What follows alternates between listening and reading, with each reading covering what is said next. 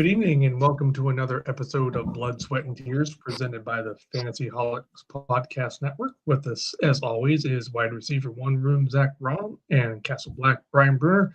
I'm Mr. Oviedo. Gentlemen, the fruits of our labor are about to come true. It's playoff time.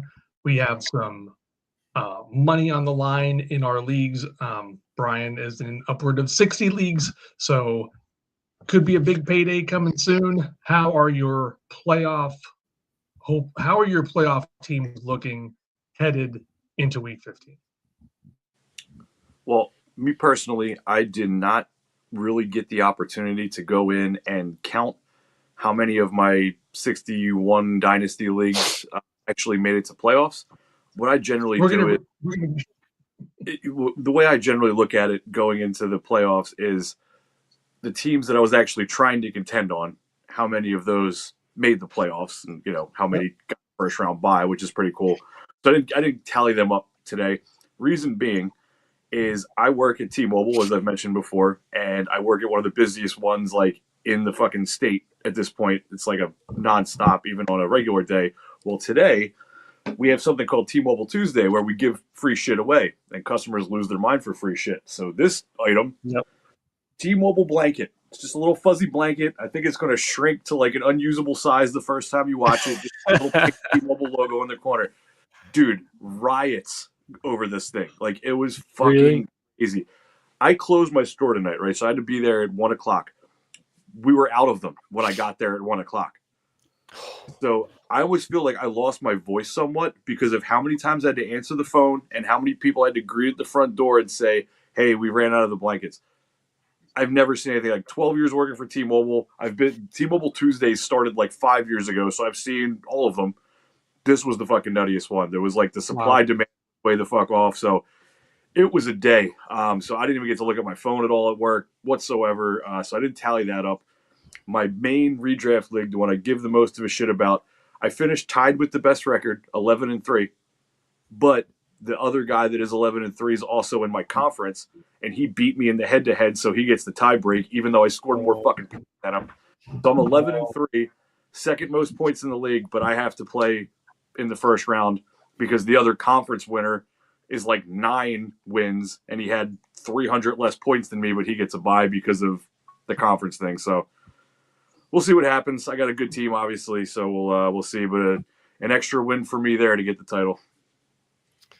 Yeah, my one redraft with college buddies, I squeaked into the playoffs, but still looking kind of good. And we'll be talking about playoff streamers some today, and I think I got a couple of those I'll be sticking into my lineup here.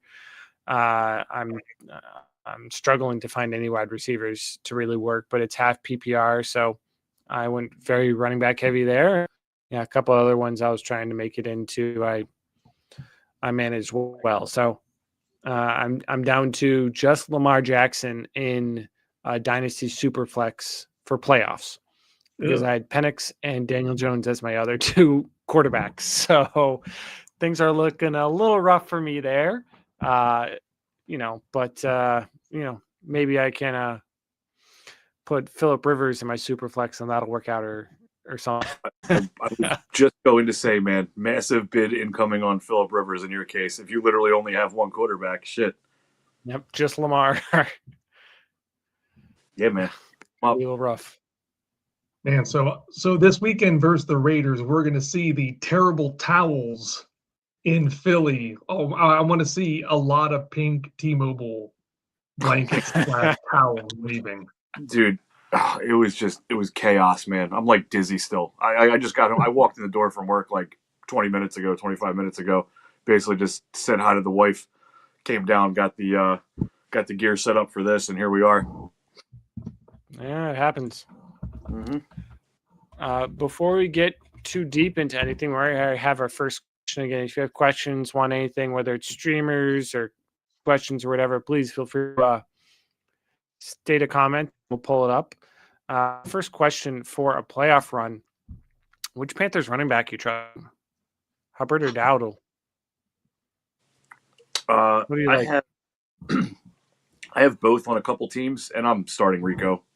It's if something changes this week and you survive the playoff run and it looks like they're going to favor Hubbard, obviously you could go that way. But as of right now, given what's happened all season, I'm playing Rico. I know that Hubbard did come in and produce and was getting pretty similar touches, but I'm not. You dance with the girl that brought you there is a saying that I like, and Rico helped get me to a lot of playoffs. So I'm giving him playoff week 1. I concur with that.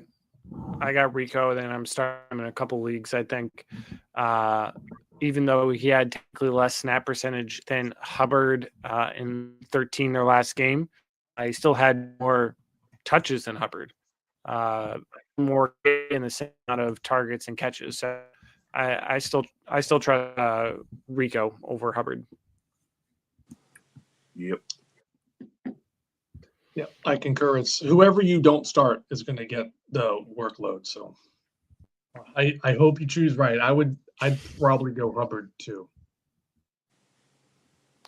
And then already, are we trusting Pearsall or Addison?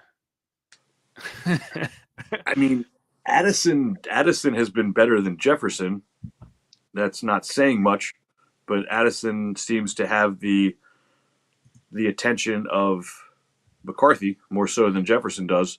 I don't know if that's the way the defenses are maybe lining up against the Vikings and just making them throw to Addison instead of Jefferson. Now they're throwing to the tight ends more than they're throwing to either of the receivers. I don't like fucking Josh Oliver. Top 5 tight end on the week. Yeah.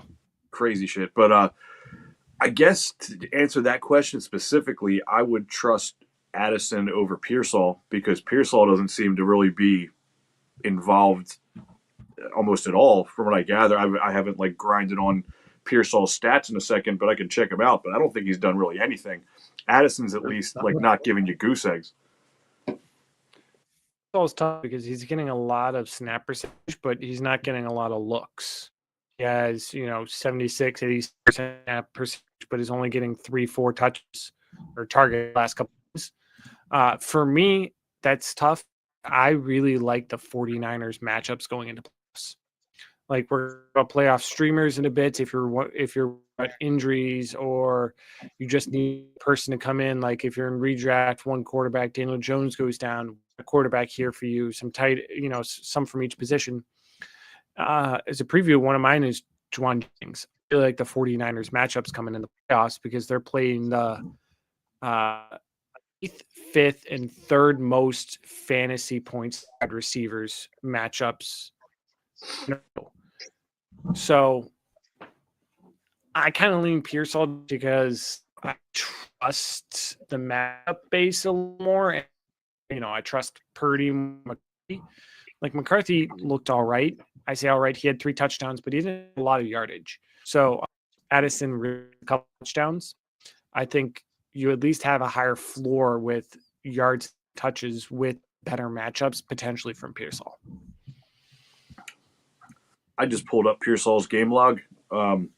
In full PPR, his 3 games since coming back from injury, and like you mentioned, he's on the field a ton. 75, 76, and 87% of snaps.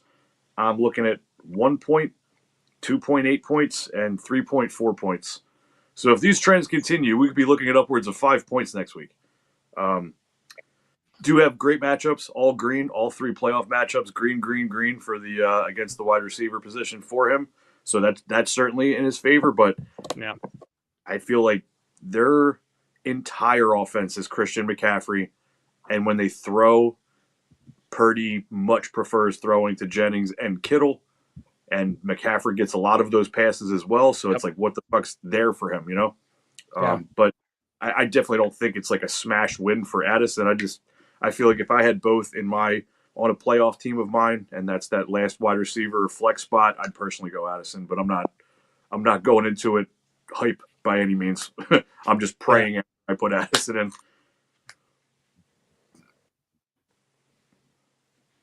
Awesome. Sounds good.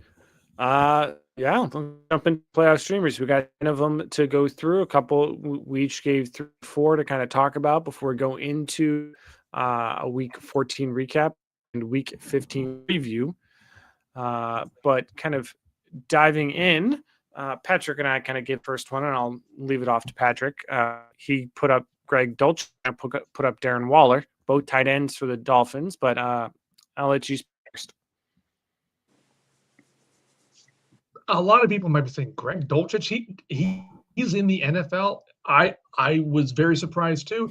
He really came on while Waller was hurt, and Dulcich's second game was against the Ravens, and he had like 5 catches for 50 yards. Dude had been on the team for 2 weeks. He was on the practice squad, but he came out of the gate and put up numbers that were rivaling Waller right away. Dulcich has looked good. He's looked like the guy people were hoping he'd be for years on the Broncos. He gets the Steelers and the like free parking boardwalk of tight end matchups of the Bengals in week 16. It might not be that ridiculous to start Dulcich and Waller, but I'm a eternal Darren Waller hater. So Dulcich has looked good. Even with Waller back the last 2 weeks, Dulcich has more targets, catches, and yards than Waller, than their $6 million man. He's looking great. He's a big part of the offense, and he's getting a lot of targets in not a lot of playing time, which is it's interesting to see. I think Dulcich takes over the tight end 1 spot for the Dolphins the rest of the way. I don't see Darren Waller playing 3 to 4 games without getting hurt. Could be. When I'm looking at into playoffs, it's really you're going big or going home. And Waller's the one who's had the bigger game so far with Dulcich. Actually, 2 games, Waller has more targets than Dulcich, but he does have less catches and yardage. Go big or go home. You're looking at matchup based. I love week 15, 16. We've talked this multiple times. Any tight goals is like guaranteed top 5. So unless you're Mark Andrews. That's this week, maybe. Hopefully, the Ravens will do good against the Bengals. Who knows? But even the matchup against the Steelers, up the 6th most points to tight ends. When I'm looking at someone to go big, go home, I don't know what I'm doing at my tight end, or I've been streaming tight end position all year. I'm looking at Waller, who had, without Adam Premium, he had 2 17.5 point game earlier in the season against good matchups. I'm looking that they're very well made those red zone targets. That I think Dulcich might have a higher floor than Waller, but I'm favored by 20, 30 points in my matchup. I of Waller over Dulcich, and the Bucs is not a great match. I'd be looking to do someone else in 17 besides either of these tight ends. At this point of the year, your chances of having lost Tucker Kraft, Sam Laporta, tight end kind of sucks to begin with. You've lost Zach Ertz. Waller is 73% owned on Sleeper. Dulcich is 13% owned. If he's 13% owned on Sleeper, he's 0% owned on any other platform. And he gets the Bengals. He's a flex at worst. He's going to get 4 catches for 30 to 40 yards and hope he gets his first touchdown of the year. Dulcich is just so cheap. He's at least a block if you have a roster spot to burn. I'd add him just to keep him off of somebody else's roster. Yeah. Or stash him for week 16 if you can pick him up now. That's point. Awesome. Any other comments, Brian, or you want to jump on Fannin? No disagreements. Both of those guys are involved in that offense. I honestly, if you put a gun to my head, I have no idea which one I would put in if I had to put one of them in, because Dulcich has looked good. Waller has also looked good when he was playing. I just have no idea who I'd want. I mean, what I'd really want is to play a different tight end than one of those guys. But if you're in a pinch, or you're in like a stingy league where people are rostering like all the viable tight ends, you could do worse than streaming those guys. just something I want to touch on before we even get any deeper into playoff streamers, and I mentioned it in the waiver article today, is just playoff roster construction for a normal redraft, like one quarterback redraft league with a flex or two or whatever, with 6 bench spots, your average ESPN type of league. What I want is to trim all of the bullshit off of my bench. You've got your starting lineup, you've got the guys that you're wide receiver 1 and 2, running back 1 and 2, your main quarterback, your main tight end. I want my bench to be just like a perfectly oiled machine for the playoffs. So the way I look at it is I want to have, even if I have a stud wide receiver and tight end, I would like to roster a stud quarterback and tight end. I'd like to roster a above waiver level backup if possible. So perfect example, my league of record, the one that I'm finished 11-3 that I'm going into the playoffs in, I have Lamar and I have Trey McBride, but for a couple weeks now, I've rostered Trevor Lawrence and I've rostered Harold Fannin because if something happens to Trey McBride, he fucking breaks his leg in the first round of the playoffs and I somehow survive, I would like to be able to throw Harold Fannin in instead of picking up Pat Freiermuth off of waivers or whatever. So I like to have a solid backup option for quarterback and tight end. Obviously, you want to have like a running back and a wide receiver that is similar, not a little better than waiver type guy that you could fill in case you lose one of those positions. And then I'm literally going to roster 2 or 3 defenses. I'm going to look at the waiver wire. Hopefully you already did a little planning here, but I'm going to look at the waiver wire at every available defense. All I'm looking at is their matchups. I don't give a shit what their season average is or what they did last week or if they have good defensive players. Give me the guys playing the fucking Titans. Give me the guys playing the Raiders, whatever the case. So if you see a lot of green matchups, load up. I don't give a shit. Put 4 on your fucking bench if you have the roster size to do it. Block your opponent from picking up that defense to use against you. So that's just how I want it. I don't want your middle of the pack guys, bullshit players that you've been carrying all season that you're not going to use in the playoffs. Get that shit off your roster. And then the other most important one is if you have one of the couple running backs in the league that has a clear handcuff, your Tyler Algier, your Bashal Tootin, your Blake Corum, and you own Kyron, you own, Bijan, all that shit. That's obviously do what you can to get that guy on your roster because that's a lifesaver rather than just some other random running back. But say all that because Fannin came up and I mentioned that, he's the guy I'm carrying behind Trey McBride. I just think he's been really good with Shador.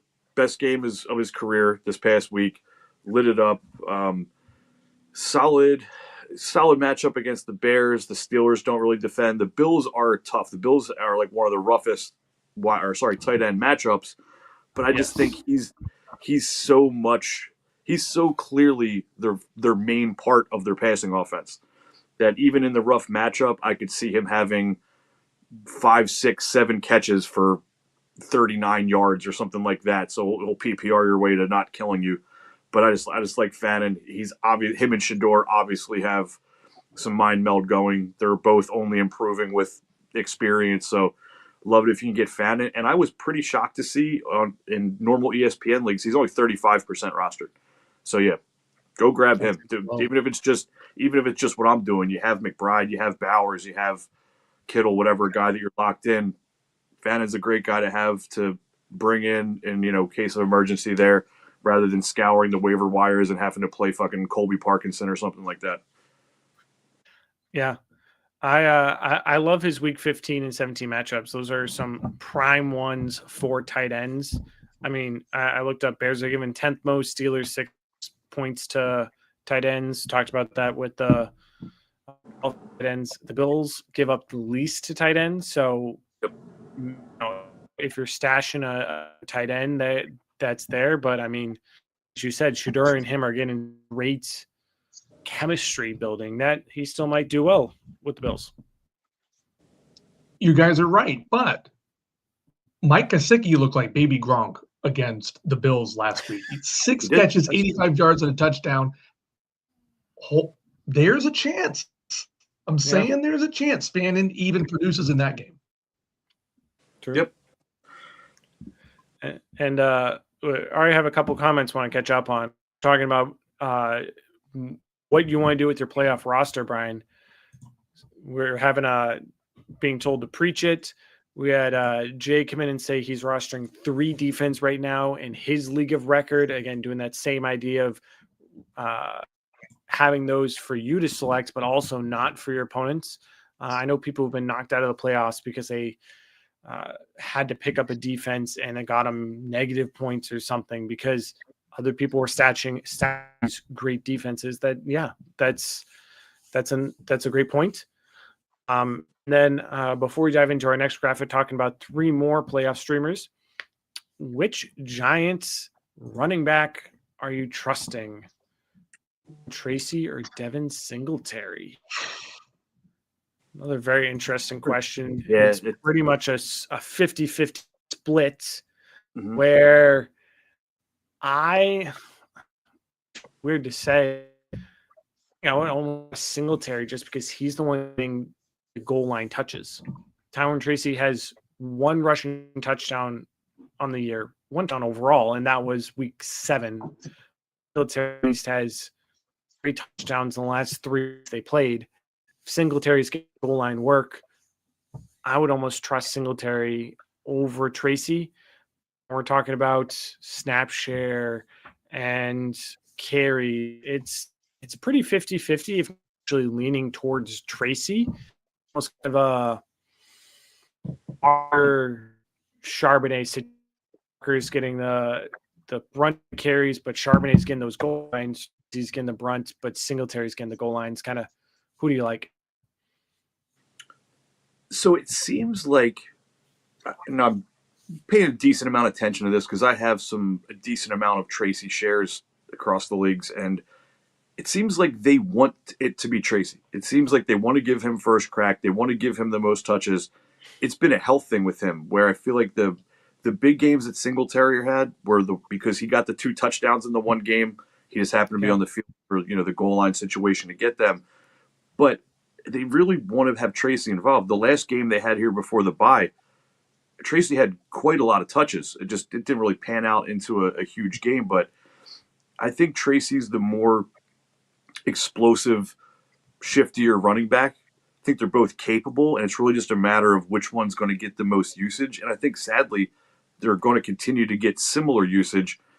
If kind of like the Dulcich Waller thing, I'd really like to not rely on one of them in a playoff matchup. But if you had to, like, gun to my head is my own team for my own money on the line, at least for this week, I'm going to put Tracy in there unless they're saying he's still banged up and going to be on a snap counter. Obviously, if he's not playing, that's great for Singletary. But yeah, don't like it. But yeah, give me Tracy if I'm playing with my own money here. As an idiot who had a hot take of Tyrone Tracy will get 1,000 yards this year, give me Tyrone Tracy because, like Brian said, Tracy's getting the workload. I think the Singletary work is just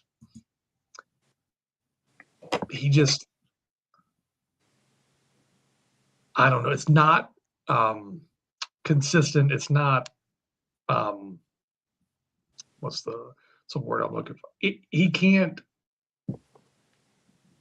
It's not sustainable what Singletary's done. Yeah. He's old. I don't know if he's got the juice left. I don't know if Tyrone Tracy ever had any juice to speak of. But like Brian said, they want Tracy to be the guy, and I would lean Tracy. But man, I hope there's better options. We got a couple running backs coming up here, so maybe if there's one on waiver or if you're in a dynasty league, deadline open, you might be able to do something. But I'm going to toss it back to you, Patrick. Next one up, you are saying Jalen McMillan. It was like how quickly we all forget. It was a year ago yesterday that Jalen McMillan hot streak started, where he just torched the NFL the second half of the year.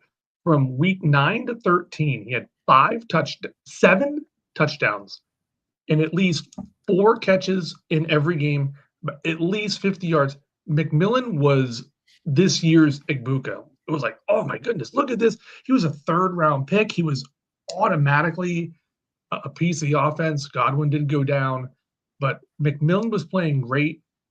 He had the neck injury in this year's preseason. And Ibuka took his spot, essentially. Ibuka struggled lately. Mike Evans may or may not be back. Chris Godwin has been good, not great. McMillan might be activated this week, and the rest of the season for the Bucks is looking really good. Baker may have found his groove again. With Ibuka struggling, I think McMillan, for the time being, regains that magic. He's fresh. He hasn't played since the preseason. He could be a tremendous add for very cheap. I think a lot of people have forgotten about him, but he knows the playbook. He knows the offense. Not a whole lot has changed there. If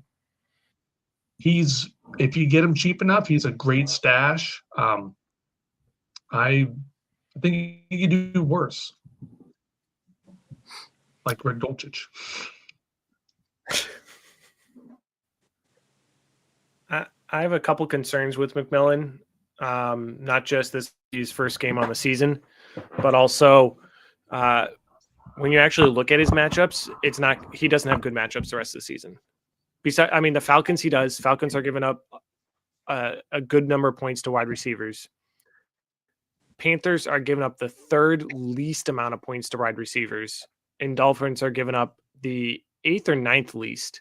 So you're looking at a top 3 worst and a top 10 worst matchup for McMillan coming in week 16, 17 with Baker Mayfield not looking good, coming off of injury, fighting for 4th most targets on the team. If you're thinking about Ibuka is still going to get some targets. You got Pitts. Maybe he's struggling.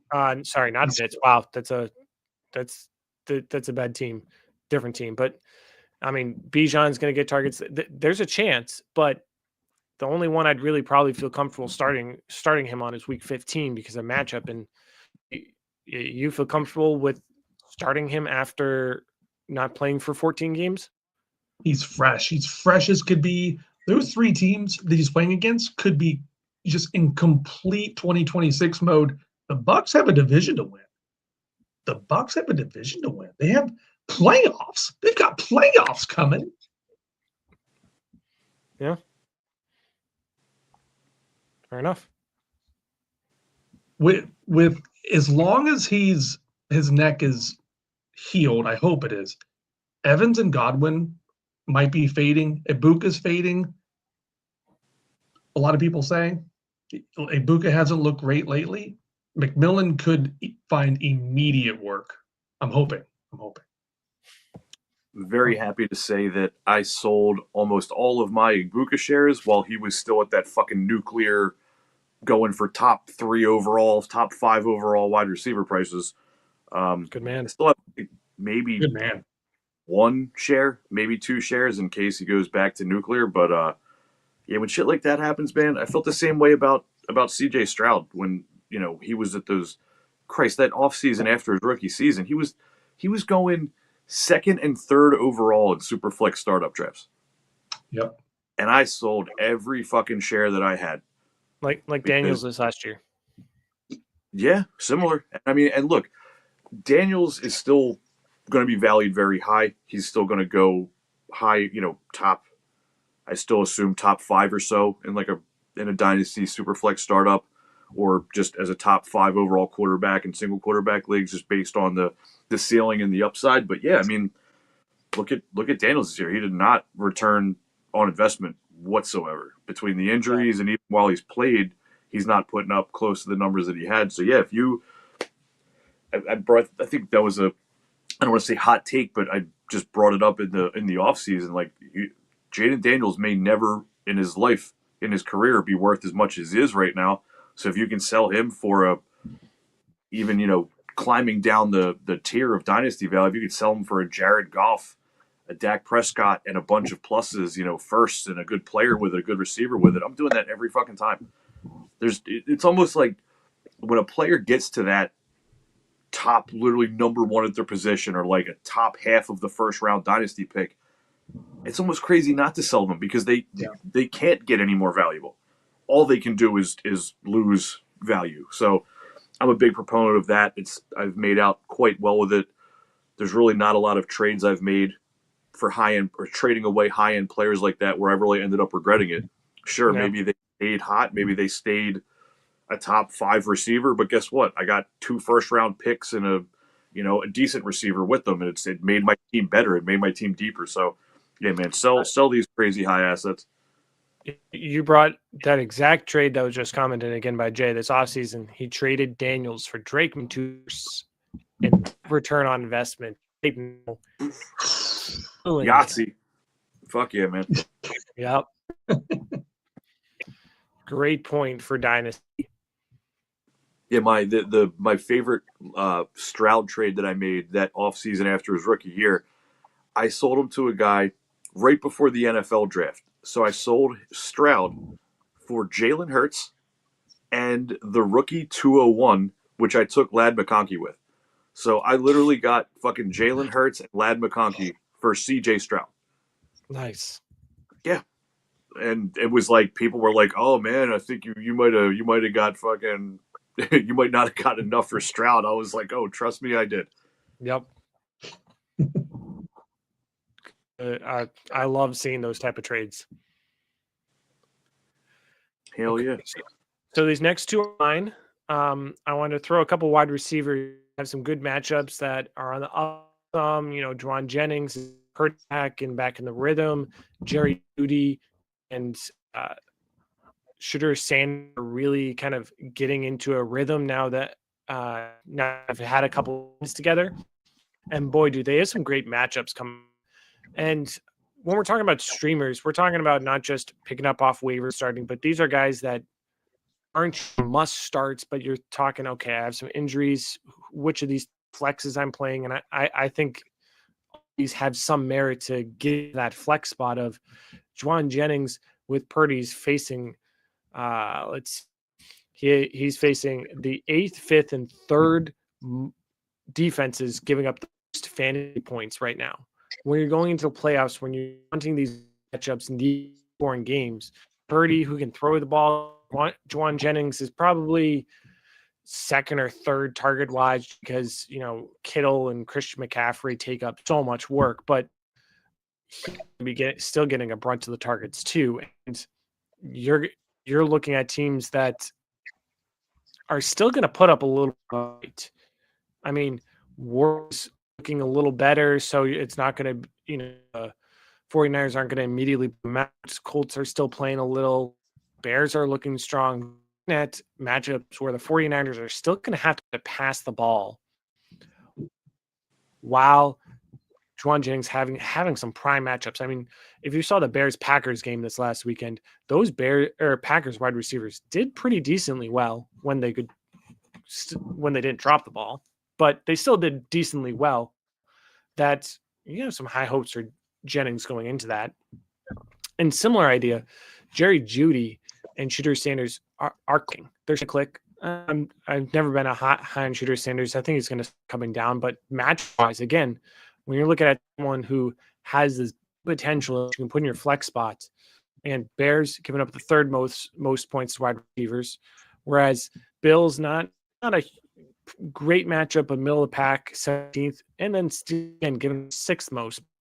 I'm looking at streamers. I'm looking at people who are on teams and who are on the up and up when I'm trying to trust my playoff hopes on players. And I kind of like in PPR maps, Juwan Jennings and Jerry have some merit for you to look into.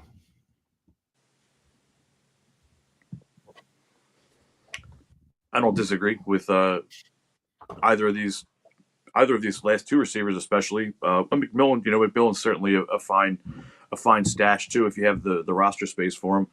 I'd look at it like the way I was saying with the way I want to build my rosters for the playoff run is wide receivers. I'd say of the 3, Jennings would be my favorite to roster. But if you're going to carry that one extra receiver on your bench, that your wide receiver 2 or 3 that you're starting all year has to miss a game or misses time, you slide him in. You don't lose any sleep over it. So these guys definitely fit into that category for me. I hope I don't have to start them. I hope if I'm in the playoffs, I have 2 top 24-ish type wide receivers in my lineup every week. But shit happens. It's a violent game, and you have to be prepared for injuries. So yeah, these are certainly some options that if you had to plug him in, it might not be the worst thing. McMillan, we just obviously have to wait and see what's up with his neck, and if Mike Evans is back. Chris Godwin has really not that he's doing a ton stat sheet wise, but Godwin is very much a part of their passing attack again.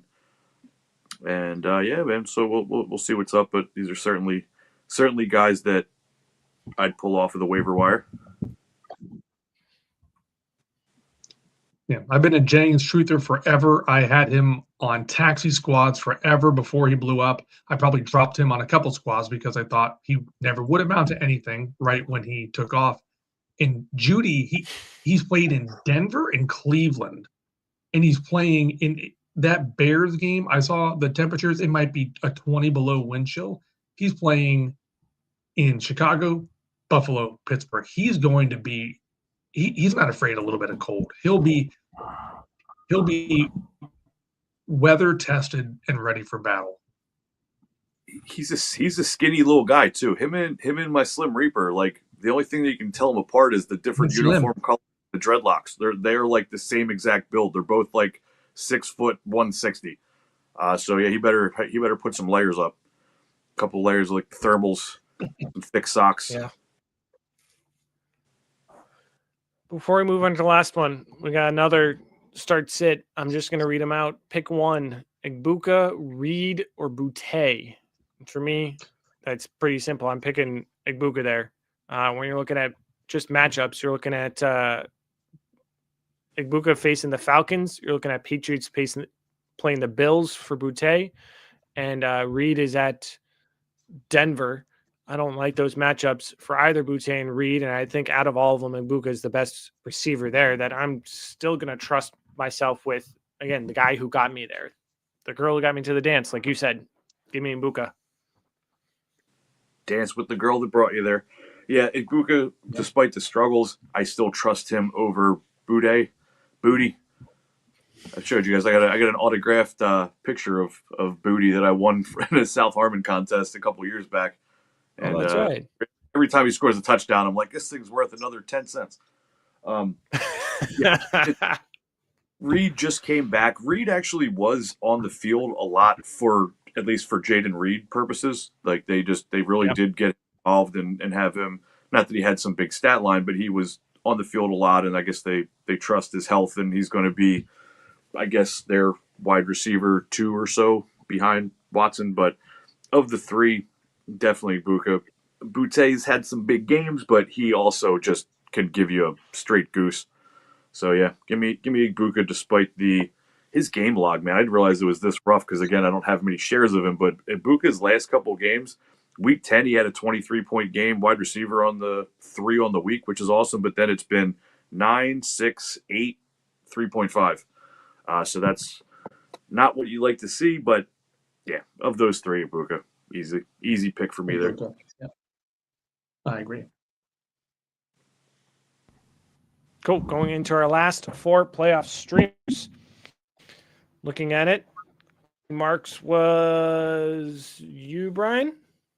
Yeah. So I've been kind of the Woody Marks guy just by default, beating the drum for him most of the year. He's a guy that I hate when I do that, and I Chris Collinsworth myself. Now here's a guy. But I drafted a ton of him just 100% based on 2 factors. One, a lot of the guys that pay attention to college ball and scouting type dudes that I listen to had some love for him.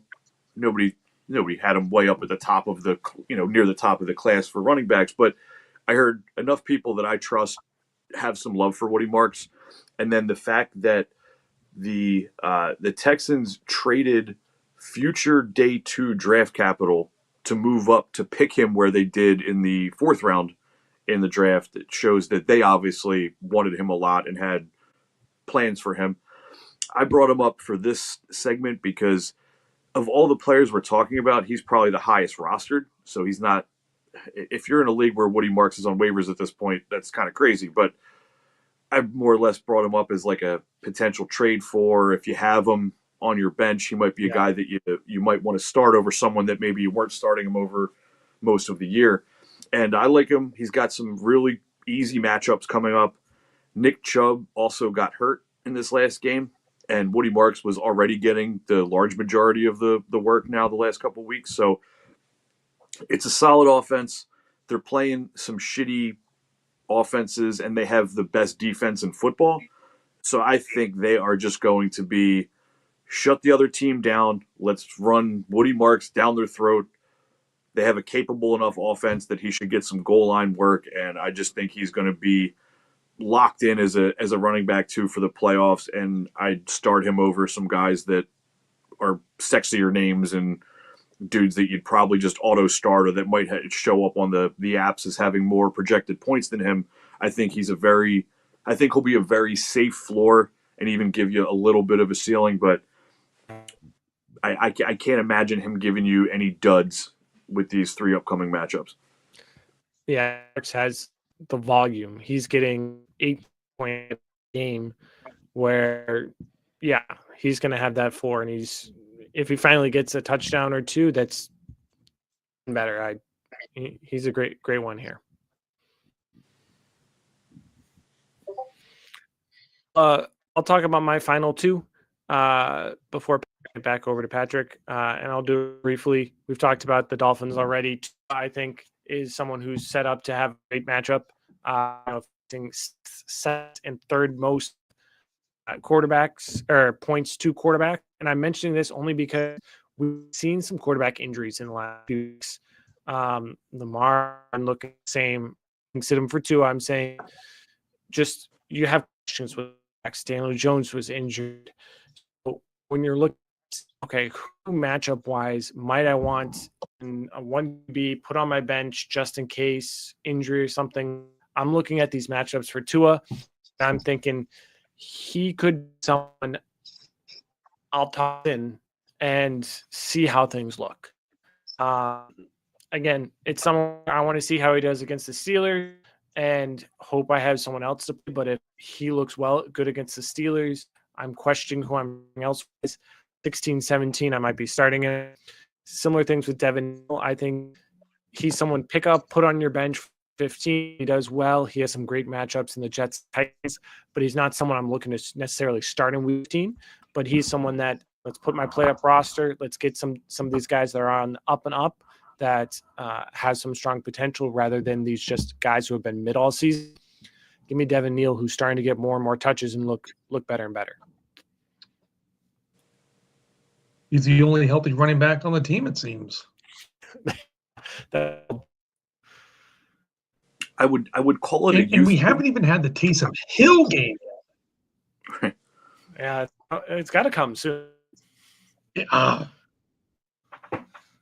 was going to say I would call it a youth movement down there in New Orleans, but Tyler Shuck is actually collecting Social Security checks at this point, so it's not that much of a youth movement. But yeah, he's looked good. They seem to be energized with Neal, with Shuck. Yeah, man, Neal's if you grabbed him off of waivers when it was looking like Kamara might miss a game a couple weeks ago, that's an awesome find. That could end up being one of the better waiver ads of the year overall, especially if he continues to produce, through the playoffs. That's just like a free starting running back that you found. How dare you make an age joke in a world in which Phillip Rivers will be a starting quarterback this week? He's not guaranteed to start yet. He's just on the practice squad. They're going to rule Leonard out for some reason. Just precautionary, and here comes old gray hair Phillip Rivers in to throw for 117 yards. I think the football gods curse me for my stupid, hey, May and Jones might be the new Manning and Brady. Yeah, that's my fault. Yeah, there you go. Hey, while I have this points per game thing for wide receivers in front of me, quick Igbuka game, a game about Igbuka. On full PPR points per game, who's averaging more points per game between Wan'Dale Robinson and Emeka Egbuka? Wan'Dale. You're just talking how week 10 on for Egbuka isn't good, so I'm going to go Wan'Dale. Yes, it is Wan'Dale Robinson. We're talking decimal points, but Wan'Dale is averaging more points per game than Ibuka, which is really amazing because Ibuka was on fire to start the year. He was top 4 or 5 Oh yeah, 2 weeks in. So, how about Michael Pittman or Ibuka? Big Buka. Big Buka. Pittman's had some duds. Michael Pittman is averaging more points. More points per game. Sorry, Wow. more points per game. Wow. Yeah, Pittman by like almost a full point. And last one I'll give you because we could probably do this for an hour. Wow. Debo Samuel or Emeka Ibuka in full PPR points per game this year. It can't be Debo. It can't. It can't. It's Can technically though? it's Debo's had some really good games. technically it's a trick question. They are both averaging exactly 13.3 fantasy points per game. They are tied for Wow. wide receiver 23 on the season, or technically, I guess wide receiver 22 on the season because they're both averaging the same amount of points. Sleeper just puts Debo ahead of Ibuka. Maybe I don't know why, because maybe his first name starts with a Alphabetically. D, but the last name doesn't make any sense. So I guess they go by first name in a tie. But yeah, so I mean, it's really it's his Ibuka's really been drugged down for these last few weeks, and hate to see it. I'm not even trying to hate on Ibuka. I'm just like bragging that I traded him high, but we saw him look phenomenal. And Baker is also clearly not 100% at this point. So I don't want to become the guy that's like shitting on Ibuka at all. The dude, he showed us the a large enough window of phenomenal play that he should be a fantastic receiver in the league for years. So yeah. We do have 2 questions, but we're going to get to those once we kind of get the Week 14 recap because it's actually involving some Ravens and Lions players and involving our last playoff streamer. Take us home, Patrick. Blake Corum, man, like the heir apparent to the Rams backfield last year. Like, oh my God, they're going to Kyron's just a guy. He has no draft capital. They took Corum in the third or fourth round. It'll be Corum's backfield in a moment. And he didn't play. Like Corum did nothing last year. And Kyron Williams had over 75% of the snaps in every single game except one last year. This year, he has over 75% of the snaps in 4 games. He hasn't had more than 14 carries. He's had more than 14 carries once since week 3. The wheels might be coming off the Kyron Williams bus. And even though Corum hasn't gotten a ton of touches, he's been super effective in the touches he's had. And my goodness, if something happened to Kyron, I know Corum's matchups aren't the best, but it's league-winning material right here. What Corum's done with 30 to 40% of the snaps, my goodness, if he had 75 to 80% of the snaps, he needs to be 100% owned right now. no disagreement. I mean, he's falls in that category of ultra high value handcuff. If you have Kyron, my God, do whatever you need to do to get Corum on your team. But what I'd like to point out, and that's shocking that I just pulled this up while you were talking, in your normal ESPN redraft leagues, Blake Corum is 22% rostered. How fucking crazy! The fact that not every Kyron Williams manager did not either like draft Corum with him or just grab him off waivers at some point over the course of the year to get ready for their playoff run is beyond me. But everybody, do yourself a favor. You're in an ESPN. Oh, wait, shit. If it's ESPN, it's probably Yahoo and Sleeper Redraft too, or similar. There's not a dynasty league on earth that Blake Corum's on waivers in, but in your redraft leagues, particularly ESPN, 22% rostered. That's fucking nuts to me. He's right there with Algier as very arguably the second most important handcuff in football. Yeah, he's been flashing. I still I don't think the wheels have fallen off of Kyron. If I had both of them, I'm not starting Corum this week over Kyron. I think that was much more of they were kicking some ass and they did not need to have Kyron in there, and Corum came in fresh and looked great and was just running over a trampled, beaten down team that didn't give a shit.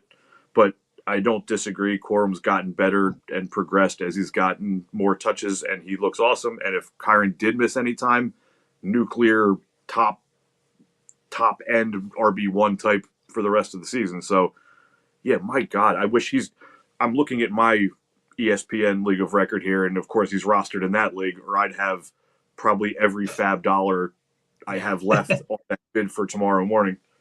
All in. 22%, man. Holy shit. He's one of, if not the best handcuffs in the league. I'm by no means starting him unless Kyron is out. Because, sure, he has looked great in the last 2 weeks, but he's had more than 6 fantasy points 3 times. And that's because of touchdowns. And that's it. He's averaging 30 to 35% of snaps. So, like, if I'm a Kyron owner or if I have that extra spot, I'm picking him up, especially if 78% of leagues that he's available in. If you have that spot, get rid of one of your mid guys, bring him there because he's startable if Kyron gets out, if he's injured. But I think, the last 2 games have been a lot of more situational than expectation for points for him. But he's a great playoff pickup. While I had ESPN, my redraft league open, I just searched for Tyler Algier, the other guy that I would consider the numero uno handcuff out there.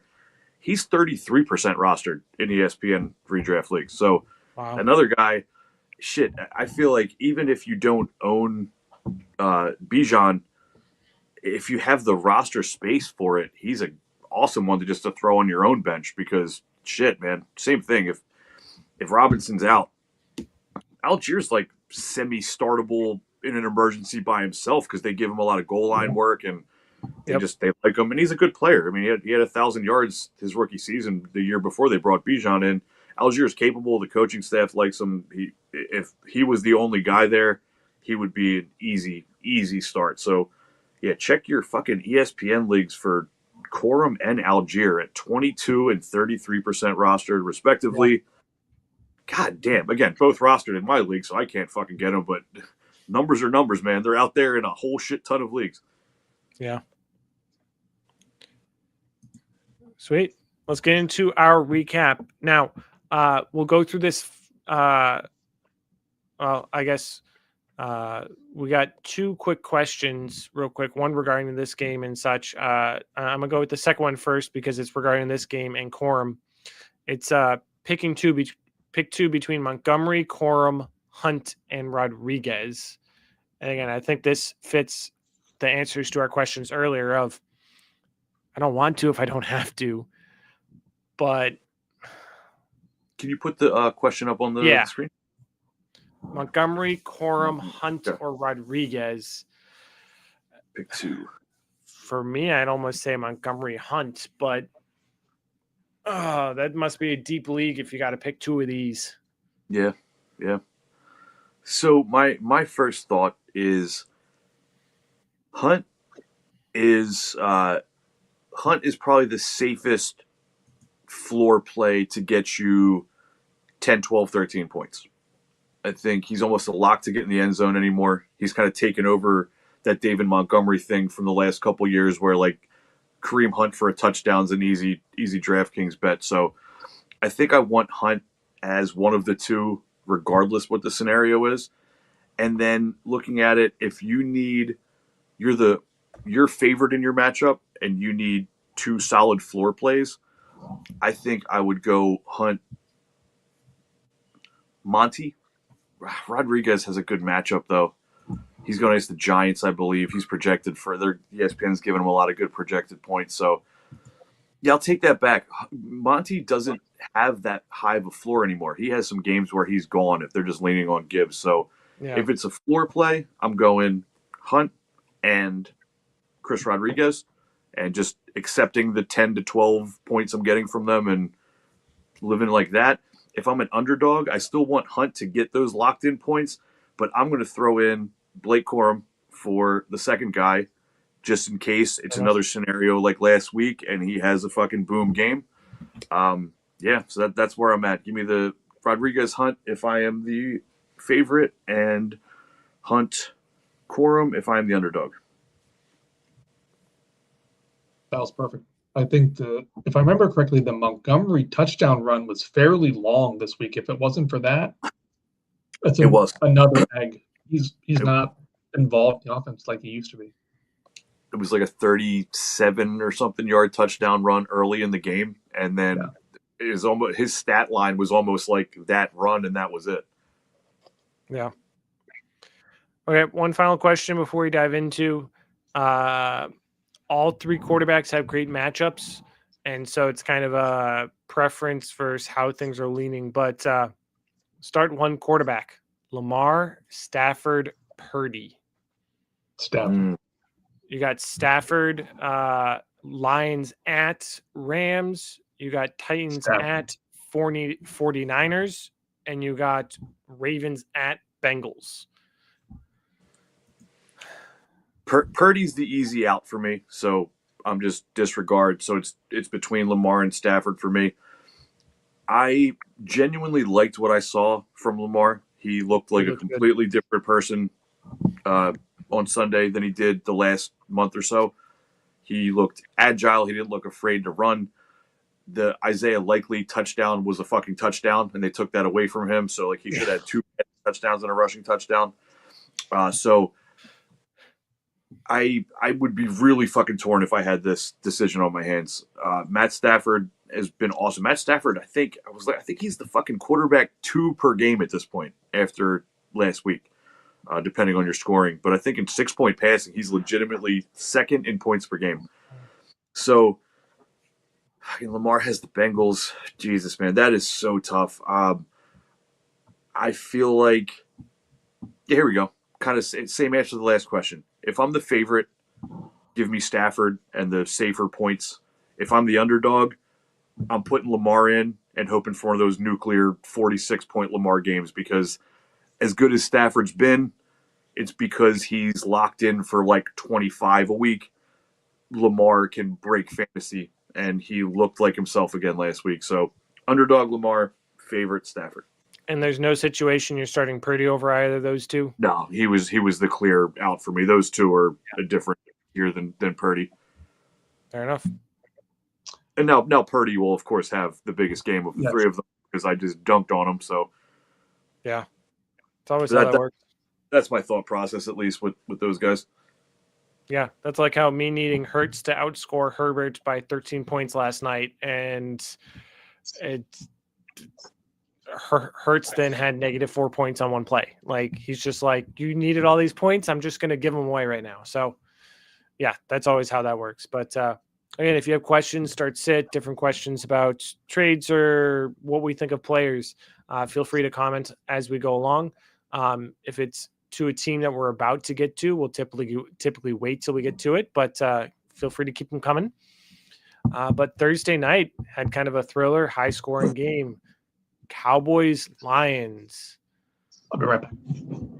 We had Amon-Ra playing through injury. Jamison Williams looked good. Pickens gave up on a couple plays.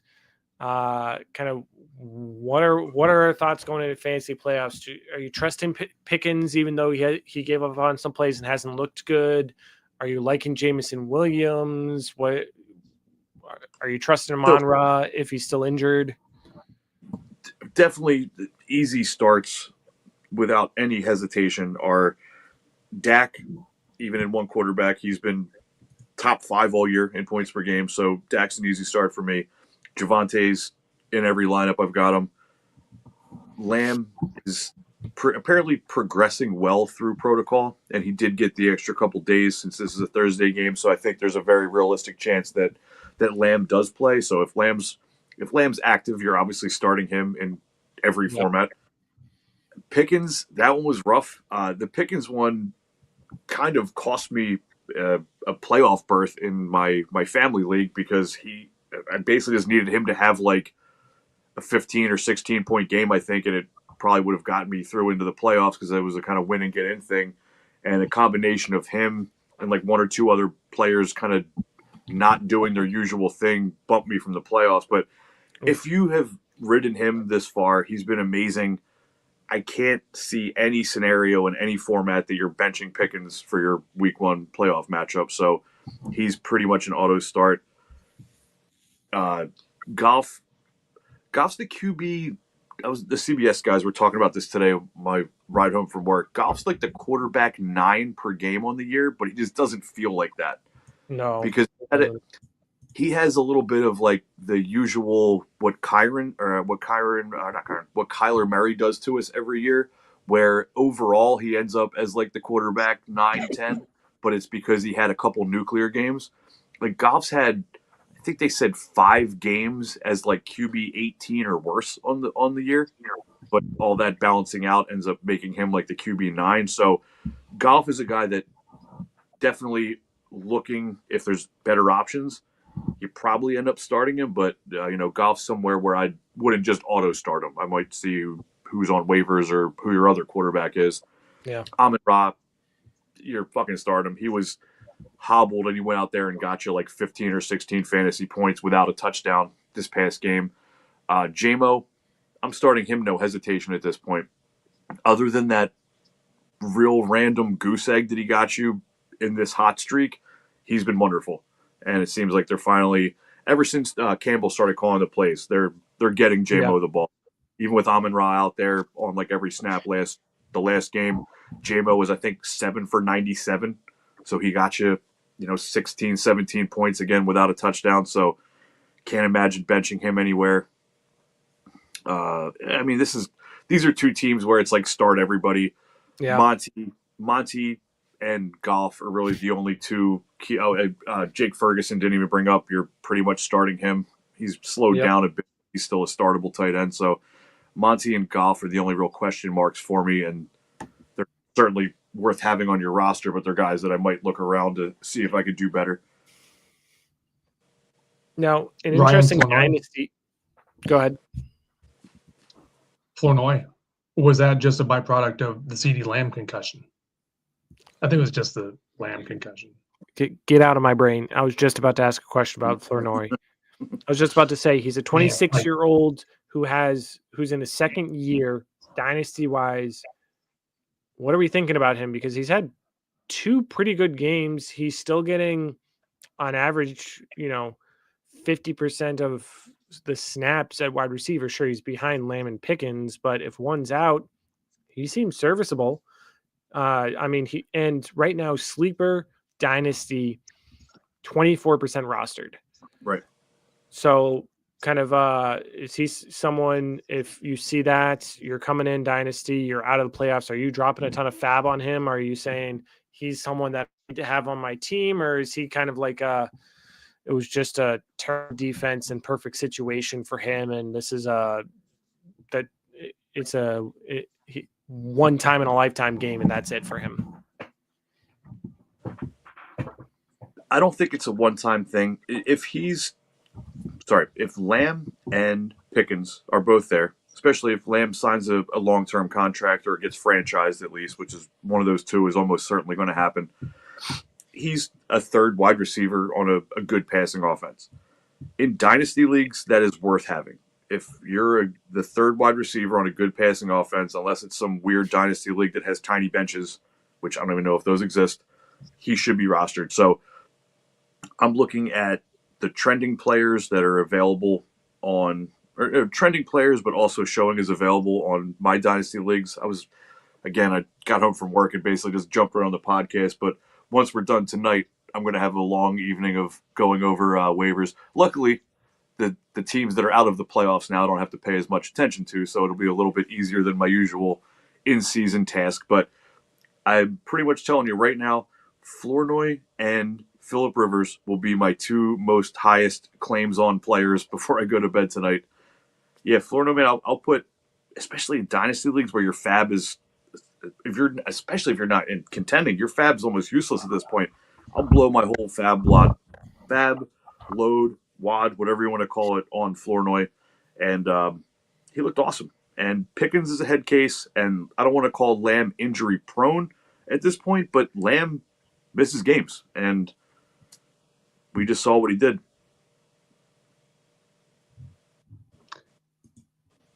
Man, that was crazy with the Lamb concussion. When they hit their head on the ground, it doesn't look that bad. Some of the impacts these players have, and they just get up, they shake it off. When Lamb fell, the way he was convulsing, I thought he hurt his arm. I went, Yeah. "Oh no!" His arm. But then they pulled him immediately, and on the replay, it's the Tua convulsing, like, oh no, it was scary stuff. Scary stuff. Nobody hits harder than the ground. That dude with the one that did T. Higgins in like 2 weeks ago. That was horrific, man. It's like a car crash when these dudes, these super big, tall, fast, athletic dudes are just jumping at full extension and then having their full body weight and momentum just smash their head into the ground. They've gotten better with these helmets, but there's no helmet that prevents these dudes from getting horrifically concussed in those plays. So scary to see. They did say, again, they said that Lamb is progressing well through protocol and he does get the extra few days. But all this to say, yeah, man, add Flournoy on your dynasty teams. He's not a dude that I'm trying to get on my playoff redraft rosters, but he's worth keeping an eye on. If something happened to either of the other two guys, he'd be an instant start. Good point. Okay, Seahawks had a big game. Darnold bounced back. Falcons didn't look great with Cousins at the helm. Kind of question of, if I remember correctly, the Seahawks running backs didn't do too well. Are we trusting the Falcons wide receivers with Cousins throwing to them, even Pitts? Or are we just trusting Bijan for the Falcons going into the playoffs?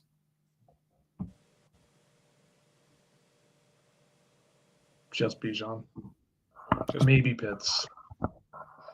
This game sucked. This game was like 3-3 or 6-3 at halftime, and there was some fantasy goodness late. But Bijan had a bad fumble. The Falcons are mailing it in.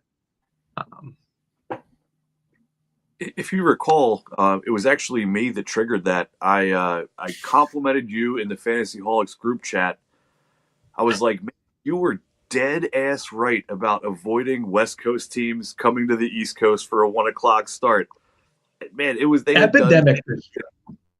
done fucking nothing at all on offense. It was looking like a disaster to have even started JSN. And then I think within 30 seconds of me saying that in the chat, JSN caught his first touchdown.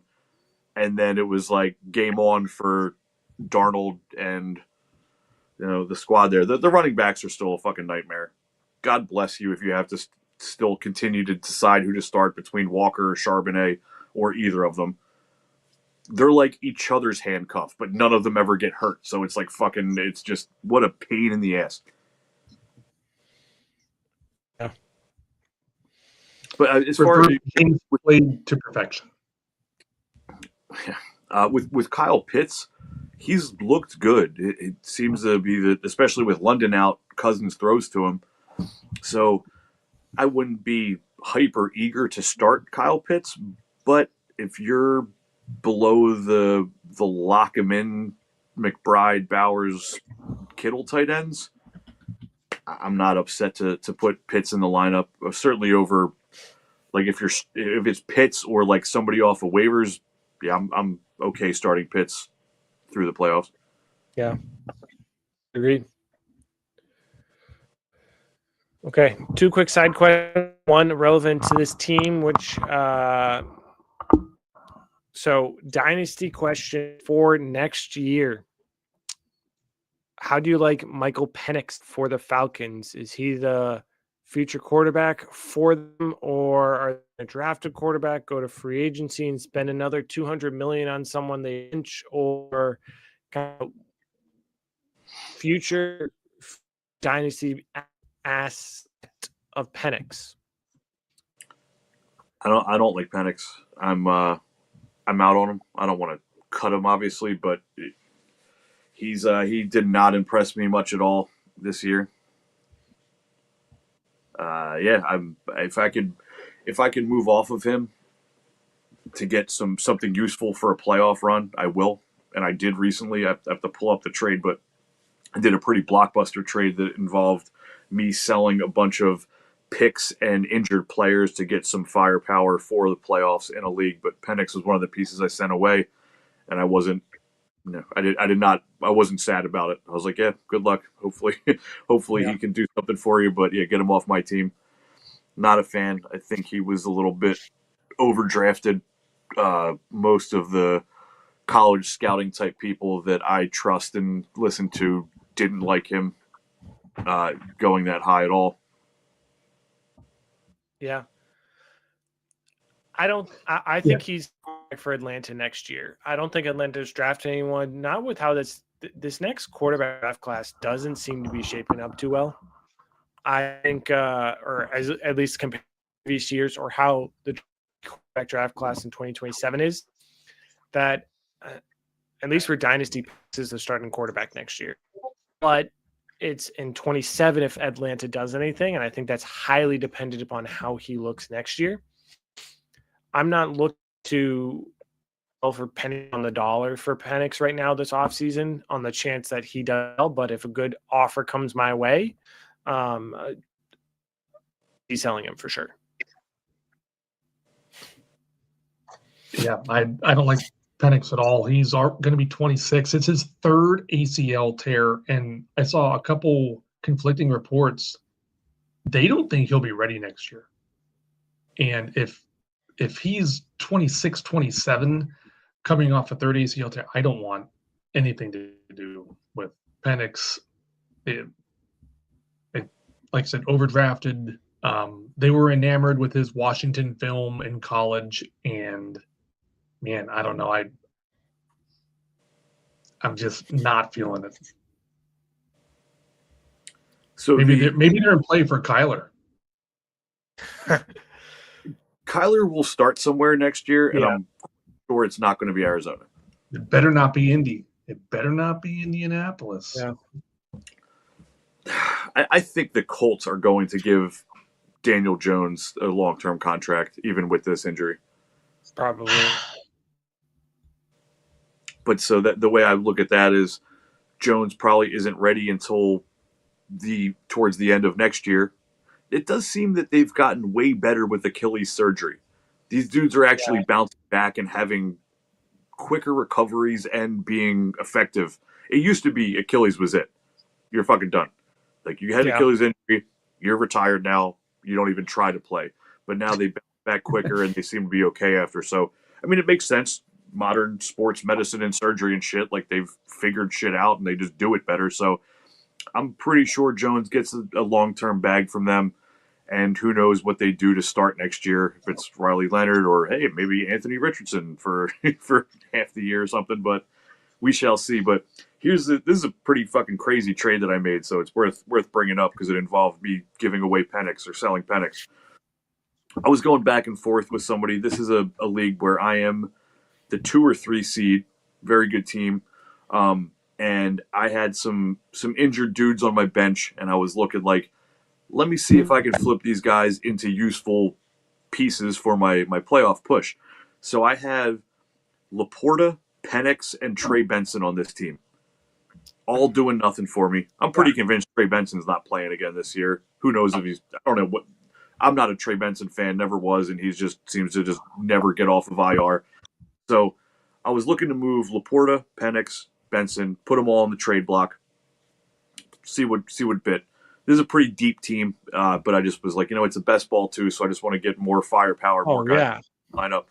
So I got a offer from somebody that I think the first thing that he put in the deal was T. Higgins and some other players I wasn't a fan of. So I was like, all right, fuck it. I want from this guy's roster, give me Jacoby Myers, T. Higgins, and Ashton Genty. And I had to give up my first, second, and a third from 27. So first and second and 26, a third and 27. I had to give up Laporta, Penix, Benson, he made me throw in Jaden Reed and Trey Harris, which I do like Trey Harris, but I don't think he's getting a catch or two a game. So I had to give up all that first, second, and then the 27th, third, Laporta, Penix, Reed, Benson, Harris. And I got back Jacoby Myers, T. Higgins, and Ashton Genty. And That's pretty I'm not great. mad about it. And they're all late. I mean, they'll be late picks because I'm high in this league. And I also have, in this team, I have McBride and Kincaid. So losing Laporta meant fucking nothing to me. And this is a very small print. I think this is a 0.5 tight end premium. So tight ends don't even matter that much. On paper, I was like, oh, that's kind of an overwhelming trade to give up all those assets. But all late picks, guys that I don't really like or care for that are hurt and whatever. So brought back Higgins and Genty, and hopefully that can give me the playoff run. I also love getting Genty because I'm losing those draft picks. Yeah. Say what you want about Genty. He's a very high-end young running back that you're going to have for a long time that should carry value for a while. So, yep, fuck Penix. Off my team. Real quick, before we dive into next, quick question. Juwan Jennings, Devontae Smith, playoff. I think easily Devontae Smith. Well, yeah. I say easily, but I think it's him. He's the one guy you can't even really ask me questions on. It's my whole heart right there. I love fucking him, man. But it's a valid question. In a vacuum, if you told me that Juwan Jennings scored more points over the next 3 weeks than Devontae Smith, I'd just be like, all right, well, fuck, it happened. Yeah, because the Eagles got into some weird situation where they were ahead and running the ball a lot, or they were doing that thing where they only can throw 4 yards down the field.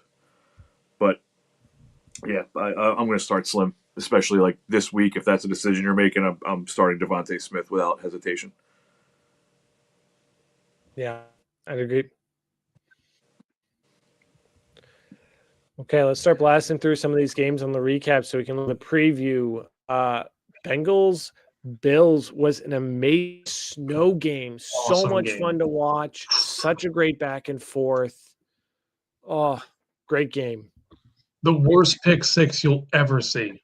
Oh my God. The worst pick six. Outrageous. I mean, Nathan Peterman didn't throw pick sixes this bad. What a fucking fun game, though. Just awesome. Yeah. So the takeaways, we all love Josh Allen and James Cook and Joe Burrow and T. Higgins, and slower game for Chase, but you're never in a scenario where you're not starting Jamar Chase. So my takeaway is it seems like Khalil Shakir is not as safe a floor as he has been for like 2 years. Much more up and down and unreliable this year. So I would like to get away from starting Shakir if possible, but every other main player in these from both teams, you're happy and comfortable putting in your playoff lineups. Shakir is fantasy whack-a-mole. You never know when he's going to pop up. No fucking clue.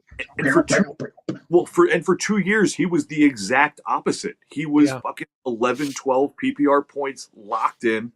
He was lovely to have as that like wide receiver 3 or flex. And yeah, this year it's not that way. So I'd like to get away from him if possible.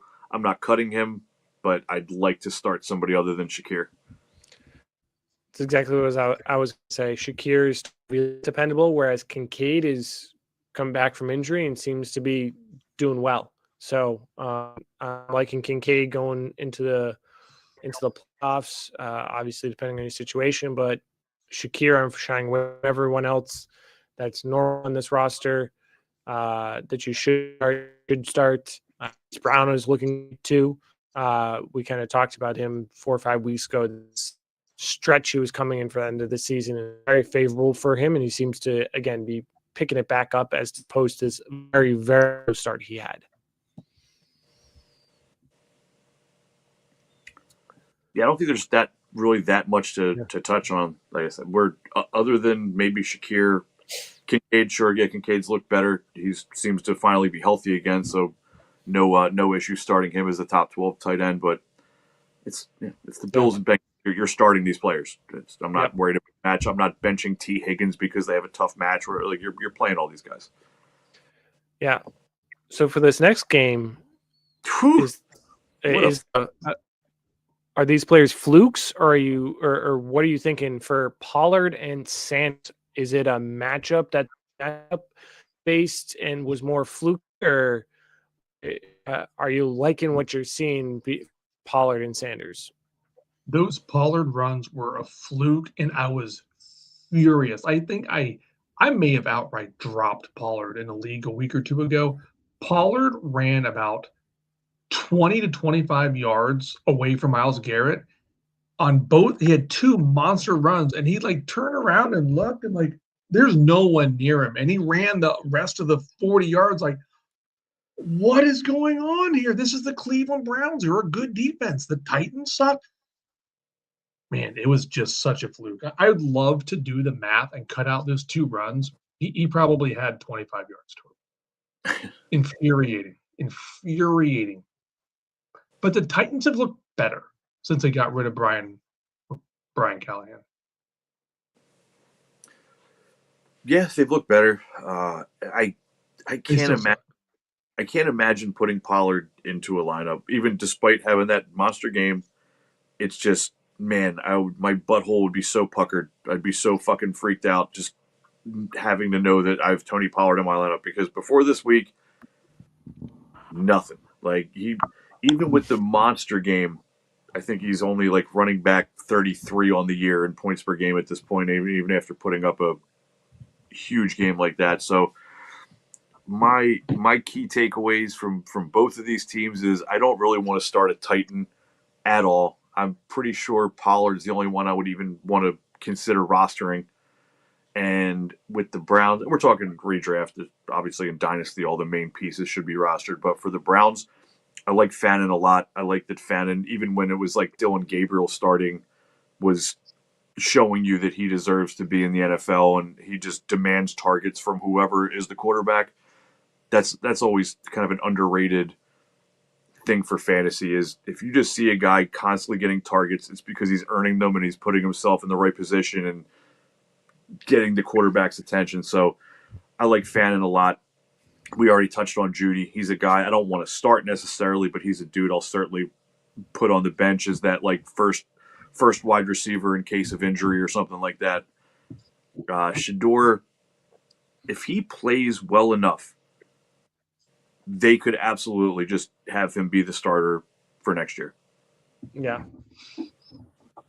A quarterback two, sure. Low-end quarterback two. I don't think he's doing that again anytime soon, but that was a hell of a game. He was the fucking quarterback two on the week behind only Superman effort from Josh Allen. So give him his dues, man. But he was also playing the Titans. Yeah. Njoku looks to be out for the year, even though he already lost the job to Fantasy. He's done for his career, I think.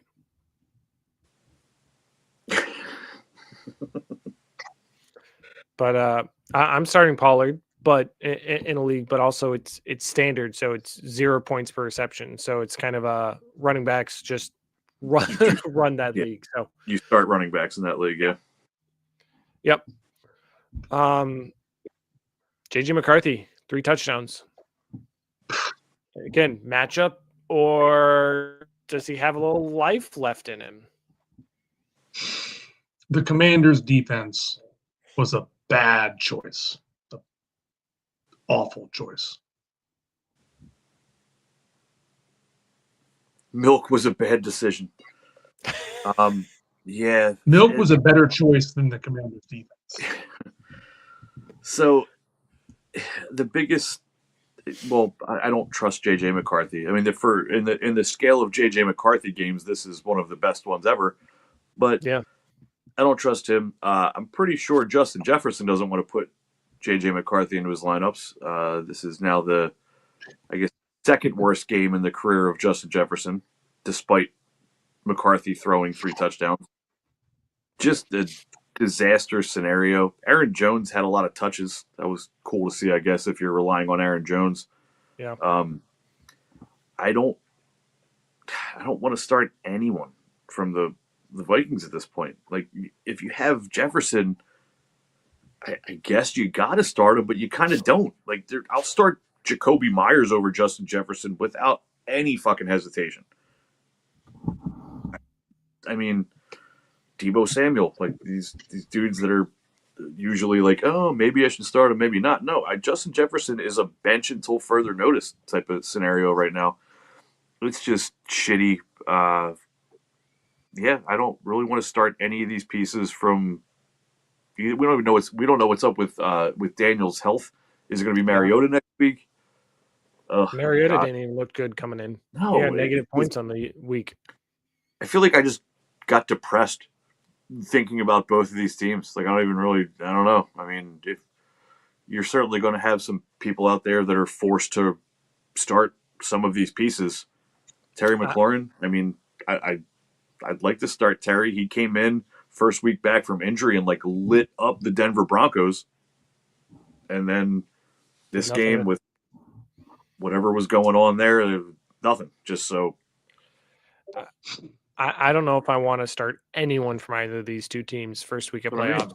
Yeah. Crazy. We've seen the last of Zach Ertz. Yeah. His leg bent the wrong way. I have no idea why they replayed that. I almost threw up. Going out to Zach Ertz, it's a shitty way to go. Zach is someone that I would assume will get put into the Eagles Ring of Fame and have like his name up on in the circle of honor there in the link. He's been gone from the Eagles for a ways now, but he was part of our first Super Bowl and just a hell of a player for a long time. Even after he left, man, he's still been a viable fantasy asset for like all these years, even after he left. So yeah, hell of a career for Zach Ertz. It fucking sucks seeing a player like that go out on a horrific injury rather than just retire on his own. But yeah, man, fucking cheers to ZE and his fucking adorable soccer playing U.S. national team wife. Good for both of them, man. They're gonna do just fine even with Zach's bad knee. Dolphins, Jets. We had two injuries in this game of note. Two injuries. Devon Achane got injured early on, and to many people's, I don't want to say dismay, but a lot of people thought Ollie Gordon would be the next one up, and it was actually Jalen Wright who had 24 carries, 107 yards, and a touchdown. For anyone who is starting him, or for those who had in best ball, very happy with that performance. A little concerning going to playoffs if you have Achane as to kind of if he's playing, what's going on. So that's kind of a waiver, potentially pick up rights if you want. Whereas on the flip side, Tyrod Taylor injured for the Jets. Even more terrible news for a terrible organization. And really, Breece Hall isn't doing well. Mason Taylor did decent in the game still, but it's one of those. I still want to start Jalen Waddle. Tua, as I talked about earlier, match up a little, but maybe a tight end. But I don't know if I want to even trust Breece Hall right now going into playoffs just with how the Jets are looking. Well, how the Jets look, they looked like crap because they had those stupid Gotham City uniforms on. They had Quincy Williams walking into the game dressed as the Joker. It was 21-0 at like 1:35.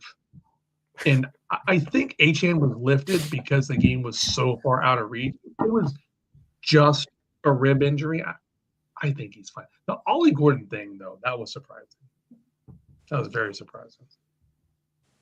You're starting Achane with no hesitation if he's healthy. Yep. Jalen looks amazing.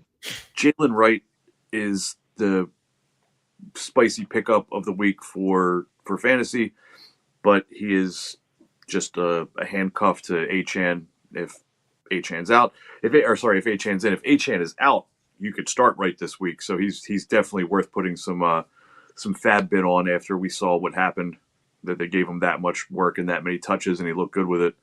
The only thing I'll say about the Jets is Brady Cook is the guy that came in. Yeah. Brady Cook.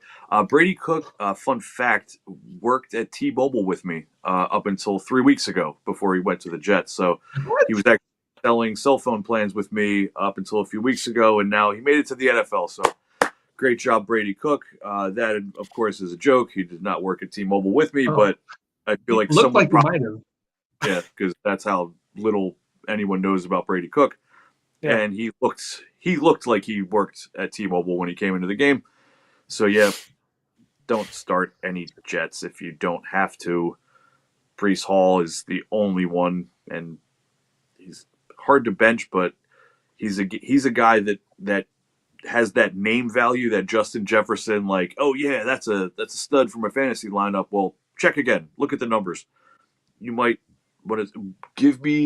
I will start Woody Marks over Breece Hall every fucking where. Yeah. If your league has return points, Isaiah Williams is awesome. I want to say one smidgen of good news about the Jets.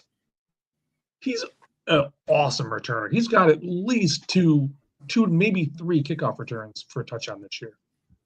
Not many leagues do return points, though, but he's the not many, only somewhat light spot in another horrible loss season. Yeah. I feel like we definitely touched a good bit on both the Saints and Bucks because of all the talk about Igbuka and Baker being down and Shuck and Neal and everything with the Saints and Bucks. Is there anything jumping out to either of you guys other than start the obvious pieces or sit the obvious pieces between these two teams? Bucky Irving, you have to start now, pretty much. Mike Evans might be back. Yeah. And if Mike Evans is back, which I'm sure he will be, that just makes it tougher to start any of them. Because now you have out on the field, you'll have all three running backs as options. You'll have Cade Otton, not that he's doing much, but Cade Otton gets targets. And you have Godwin and Buka and Mike Evans all trying to catch passes from a clearly hobbled Baker Mayfield who hasn't been playing well. So it's like, again, the name thing, especially this time of year, you really have to go, oh, yeah, Godwin, Evans. These are pieces that you want to start, or Igbuka, but you might not. You might need to take a deeper look and remove the name and remove the rookie hype from Igbuka and just look at his game log. And then, again, take a step back and look at what I just said about Baker's hurt and they have all these mouths to feed and they're just not playing that well to begin with. So little sketch for the Bucks. I think Bucky Irving is the only clear start there. Yeah, for sure. I think for the Mike Saints, Evans needs 860 yards for his 1,000-yard season. Yep. In 4 games. You're saying there's a chance. Yeah. I think Chris Olave is still in the must-start situation, just with how Chuck has been looking. Yeah, agreed. For the other side of the ball, but I think really it's just Bucky Irving, and I'd be hesitant to start any of the wide receivers for the Bucs. Yeah, didn't mean to overlook Olave there. He's had a very very solid season, giving us, knock on wood, none of the issues with the concussion or anything. It's been a nice bounce back for Olave. He was a guy I definitely bought some in the offseason. He was going for pretty low prices, so I definitely added a decent bit of Olave in the portfolio this offseason. It worked out quite well.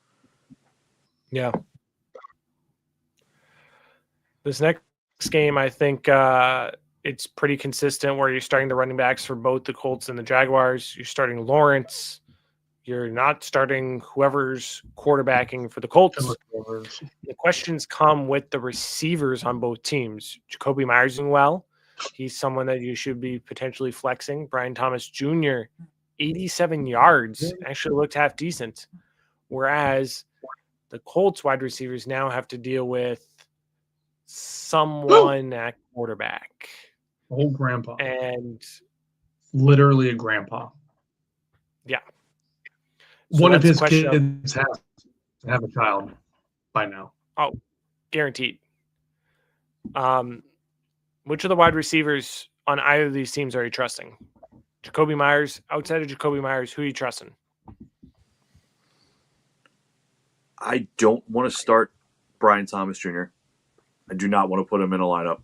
I'd be terrified.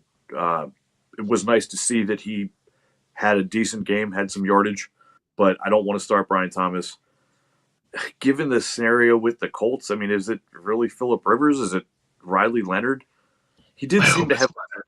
It's Riley Leonard. He did seem to have eyes for Pittman. I think he threw the ball to Pittman way more than anybody else, but that doesn't make me excited to start Pittman. No. Kind of just avoids for me. I don't. So here's where I'm at in my league of record. I have Drake London in that league. He didn't practice again today, so it seemed, and they're playing Thursday, so it probably seems like Drake London's going to be out. If Drake London ends up suiting up Thursday, I will have him in one of my 2 wide receiver spots. If he does not, I think given my other options on my bench, I will have Jacoby Myers in that spot. So that's kind of where I'm at with him. If you have a clear better option, start them, but I'm okay. I'm confident putting Jacoby Myers in a lineup if need be. And that's kind of end of list. I'm certainly not fucking starting Downs or like Alec Pierce. Yeah, if it's given Leonard, the quarterback, I would start Pittman. Pittman had, believe it or not, Phillip Rivers, a sinking tide lowers all ships. Pittman had like a 20 to 25 yard touchdown called back on a pitiful offensive pass interference call. His stat line was already good. It could have been that much better. Yeah, Pittman did look good, like Brian said. Leonard was looking his way constantly. Pierce has been good most of the year. If it's Phillip Rivers, all bets are off. Yeah. And Jonathan Taylor is going to see 10 defenders in the box. Talk about disappointment, man. Taylor, since his last nuclear game, Taylor has been serviceable, we'll call it, but it's been like 8 points, 15 points, 11 points, something like that. So pretty rough. And yeah, you're right. I can't imagine it getting any better with fucking Riley Leonard or the corpse of Phillip Rivers throwing the ball. Like, what defensive coordinator is going to look at the Colts, regardless if it's Rivers or fucking Riley Leonard, and not just go, let's put all 11 guys on Jonathan Taylor and just, see what happens. Same with Jalen. Tyler Warren, great all year, been a nice, reliable start. Riley Leonard didn't seem to look his way, so that's another guy that you thought you were cruising through your playoffs with that you have to be worried about. What a disaster for just fantasy, man. Fucking who'd have thought that Daniel Jones was the glue holding together all these wonderful fantasy pieces, and now that he's gone, I'm like terrified for all of them. Yep. Ugh. Injuries fucking suck, man. I wish this game could be less violent but still as fun to watch. Great question that just popped up of someone we're forgetting in this situation. Tyler Warren into the tight end landscape for playoffs now that quarterback's unknown. Are you fading elsewhere, or are you still trying? Well, what was the maybe Rivers' arm is so weak that he's essentially a check down quarterback, and Warren gets 20 targets a week. So yeah, okay. Yeah, I mean, Tyler Warren he's a dude that is so involved in that offense and clearly one of the best pass catchers on that offense that I don't want to just auto bench him. I'm certainly concerned about him, but it would really just depend on my options. Like I brought it up earlier, Harold Fannin is only 35% rostered in ESPN leagues. I think I'm pretty confidently starting Fannin over him in this next week if that's where I'm at. I mean, we're literally talking about Riley Leonard or fucking Phillip Rivers, man. Crazy shit. So I am not cutting Warren. I am not benching him for AJ Barner or something like, waiver fodder. But if Fannon's on waivers, or I don't know, there's Brenton Strange on waivers, seems like a safer play to me than Tyler Warren given this scenario. Colts are at the Seahawks, home against the 49ers, and home against the Jaguars again in the fantasy playoffs, which per sleeper is green lights, but anyone's guess. Yeah, hard to be too excited about it. Yep. Steelers Ravens. My question is to Steelers. How do you feel about Gainwell? Because he's put up a couple good games with Warren. They've been a good 1-2 punch. And DK Metcalf actually had a good game. Does that mean we trust in him now? Or is it kind of a still 50-50? DK's still I'll say he projected himself up into my lower end wide receiver 2 for guys I'm willing to start. So he's top 24, 5-ish for me, I'd say. This was clearly his best game of the year. Who knows if the Steelers keep this rolling? I can't just go, oh, he had 140 yards this week, so he's back to he's good. He's going to have 140 yards next week. I'm trying to look at the big picture of what he's done all year. The Steelers seem to be very content with him getting 2 or 3 catches a week most of the season. So nice to see, obviously, but I'm not all of a sudden just thinking he's up there. Gainwell looked good again this week. He seems to be getting, I don't have the numbers right in front of me, but a good 50-50 split-ish, touches or snap-wise with Tyler Warren. So I guess I trust Gainwell. I don't want to cut him, but that's another guy that I'm like, do you really want to put Kenny Gainwell in your starting lineup for week 1 of the playoffs? I sure as fuck don't. I sure as fuck hope I have someone better to put in my lineup than Kenneth Gainwell. But he's been solid, and he can have boom weeks, and he should be rostered because if Tyler Warren misses any time, he's awesome. The Ravens' pass defense had been awful all year, but was it injuries? They were getting better. Every catch that Metcalf made was of the utmost difficulty, like toe tapping on the sideline, over the shoulder. Metcalf looked like he was 3 years younger. He looked fantastic. He looked like the DK Metcalf of old. He gets the Lions week 17. That the Lions that just gave up a boatload of yards to Ryan Flournoy and CeeDee Lamb. Right. That would be a nice spot for. That's going to be a week winner there potentially. Yeah. We touched on the Ravens a decent bit with talking about Lamar. Great to see him look better. Zay Flowers had a monster game. I don't know if I trust that.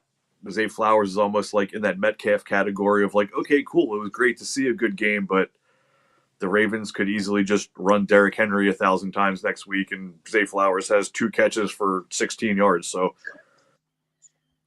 not benching him, or not cutting him, but yeah, man, Flowers is a riskier start. Their tight ends are playing the Bengals this week, though, so fire up your Likely and Andrews again.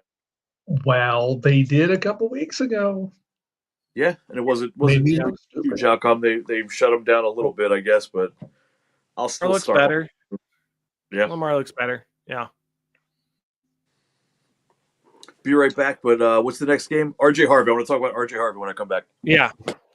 I'll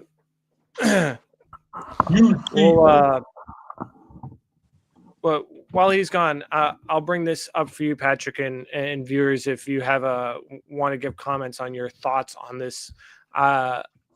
as we're talking through to get these snap percentages and stuff, I have my sleeper app open just to take an eye out on that. And I see a trade message pop up in the middle of this. And I'm like, I'll just take a quick peek as we're going through and looking at stats.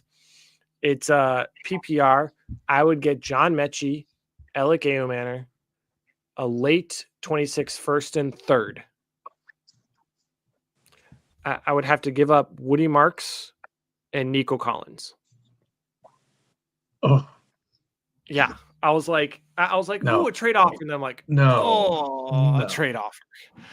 Like Nico Collins and Woody Marks for a late first. And that's why I don't think. No. If you would consider that or have any suggestions to account on what I need to add, feel free to mention it. But with Brian back, we'll jump into Broncos Raiders, where apparently RJ Harvey heard me dissing him last week, saying, give me Woody Marks over him, and just went off. So what are we thinking about Harvey for playoffs? I consider him, must start.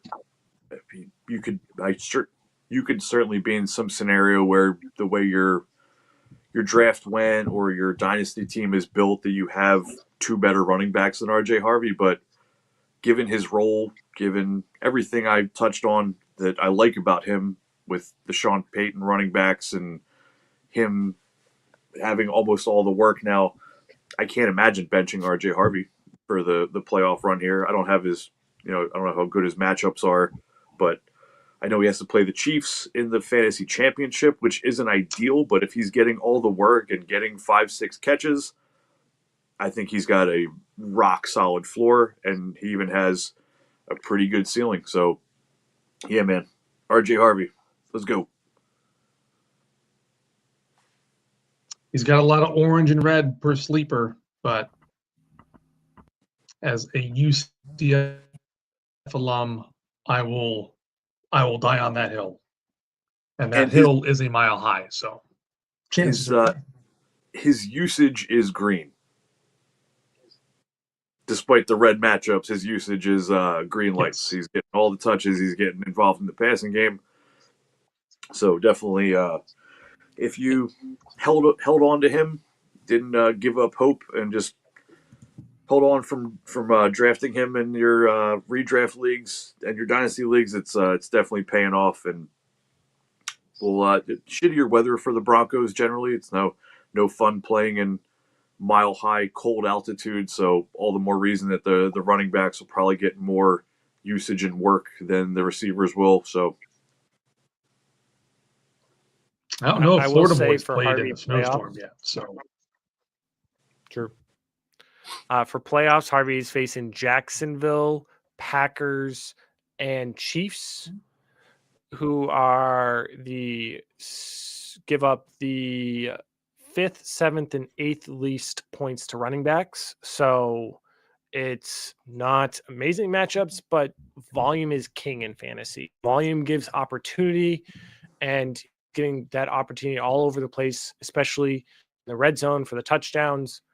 And for reference, for all these 0.4 points against numbers I'm getting, is I'm taking it directly from the FantasyHolics website. We have that amazing data, fantasy points against per position, or the fantasy worksheet, which gives you the matchups for this next week. That's where I'm getting all this from. Not great matchup, but again, Harvey, just with the volume he is getting, it's incredibly hard to say, I don't want to start him. He's getting a lot of receiving work. That's important.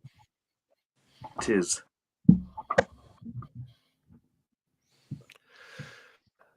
Bears, Packers. I think my summation of this game is that was a good loss by the Bears. They felt they in control and then just kind of slipped away from them. Now, for fantasy-wise, Williams is so up and down. You would have thought DJ Moore would have had a great game. I think catch.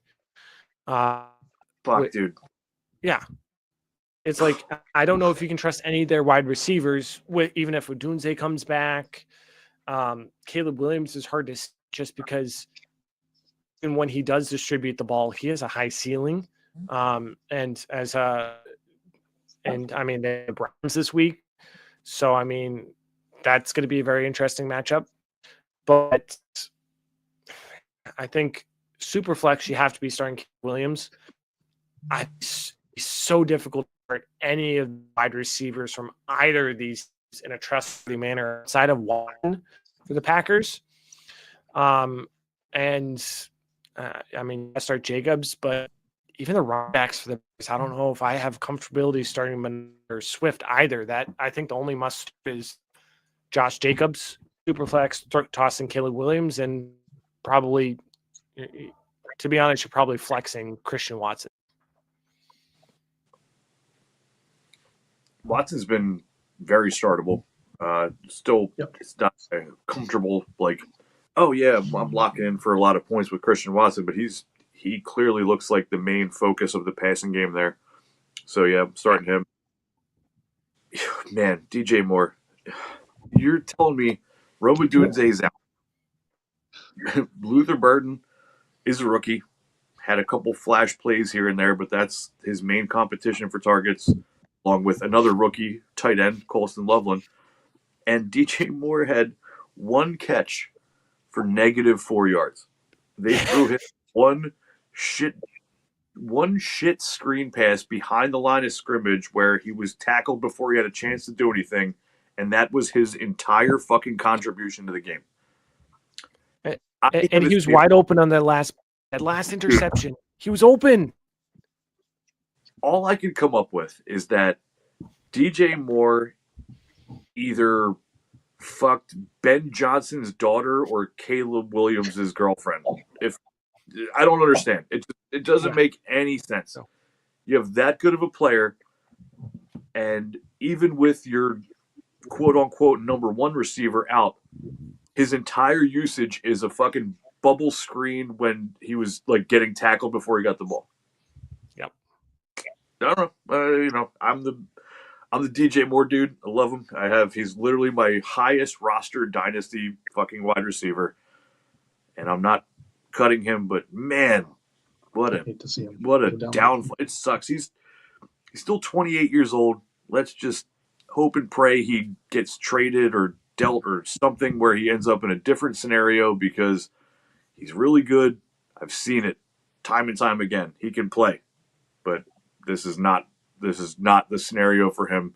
Whatever he did behind closed doors to piss these people off or to get blacklisted by this organization, man, there's something more going on that we don't get to see as fantasy fans and spectators. There's something going on that they have just moved on from him, and I know it's not his talent. Yep. Jaden Reed is not good, folks. Do not start Jaden Reed. He's never been good. I extrapolated a lot of stats, and I had it all over my Twitter on Saturday and Sunday. He's not good. Don't start him. He's a fringe drop. Hot take, Jaden Reed sucks. Moving on. I don't think it's that hot of a take. I don't think he sucks. I've seen him have some monster games, but for the amount of hype he gets, let me read. Jaden Reed has 34 career regular season games with 3 playoff games. Games with 5 or more catches, 8. 8 out of 37 games he had 5. That's not much. 5 or more catches. Games with 75 yards or more, 9. Games with 40 yards or less, 19 games with 40 yards or less. That's abysmal for the hype the guy gets. He's not good. I think this year helped with the hype. He was unavailable almost the whole year, so I think the hype on Jaden Reed is way down. I don't think there's going to be much hype for Jaden Reed moving forward. Oh, this week? He's off the IR. Start him in every league with full confidence. No one said that. No one said start him with full confidence. Yes. No. Other outlets. I have receipts.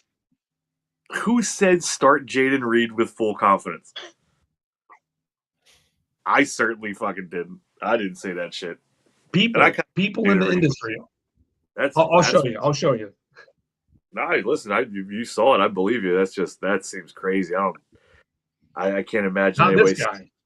fire him up with full confidence. That's fucking nuts. Rams crush Cardinals. Michael Wilson seems to be a must start when Harrison is out. Otherwise, Davante Adams has a chance to all-time touchdown record, season touchdown record. Yeah, I mean, you're looking at some great matchups there, but Michael Wilson, that's the star of the show here, I think. Incredible. His 3 games without MHJ are insane. It's like 10, 11, and 15 catches or something like that. Yep. And he also threw in 2 touchdowns this week for good measure. Unreal. Davante Adams had his worst game of the season. Flat out, he had his worst game of the season. He's still having an amazing season overall, but this was the first week that Davante Adams kind of screwed you. And it's tough too, because there's teams out there where Davante Adams has been their best receiver all year, and they were like a fringe playoff team, and they needed to win this week, and they lost because Davante Adams did nothing. That's tough. It just leaves a bad taste in your mouth, and you got to try to overlook that shit in the offseason and going into your drafts next year.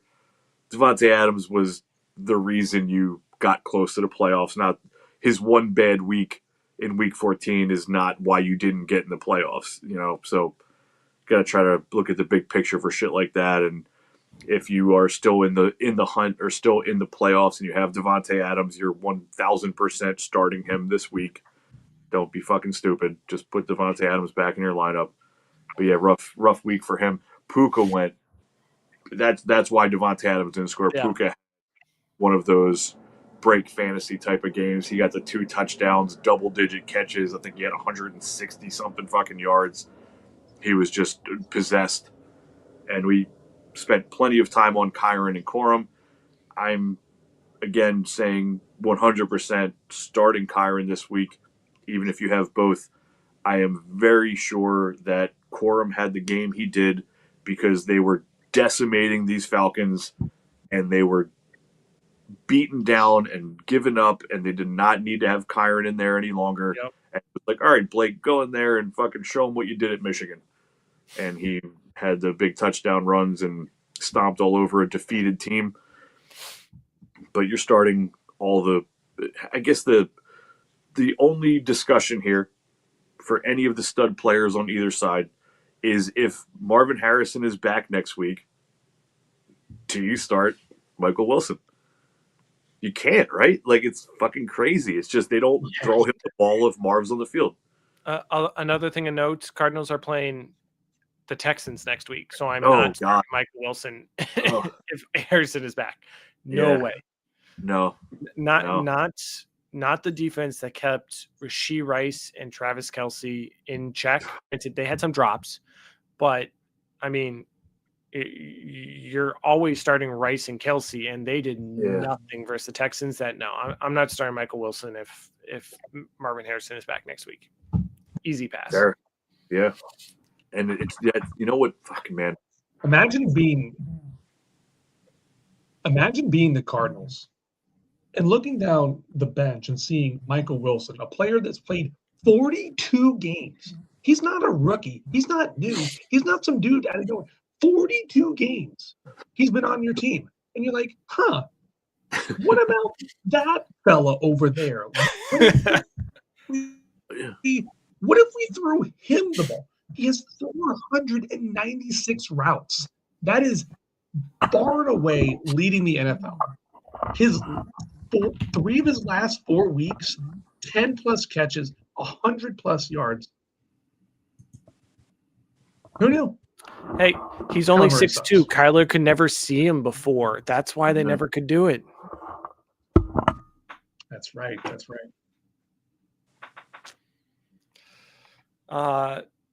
Texans Chiefs. 496 routes for Michael Wilson. Second, Crazy. fifth is Cortland Sutton at 464. 10th is Igbuka at 443. Wilson's just, even with Harrison playing, Wilson's getting cardio. Yep. Wide receiver 2, 10, and 2 on the week with the no Marv. Yeah. And then Marv came back. He was the wide receiver 50 with like 6 fantasy points that week. Yep. Sounds about right. What did I don't know, I forget if it was CBS or the footballers that said it, but somebody said that when Marvin Harrison Jr. is out, Michael Wilson is Marvin Harrison Sr. I like it.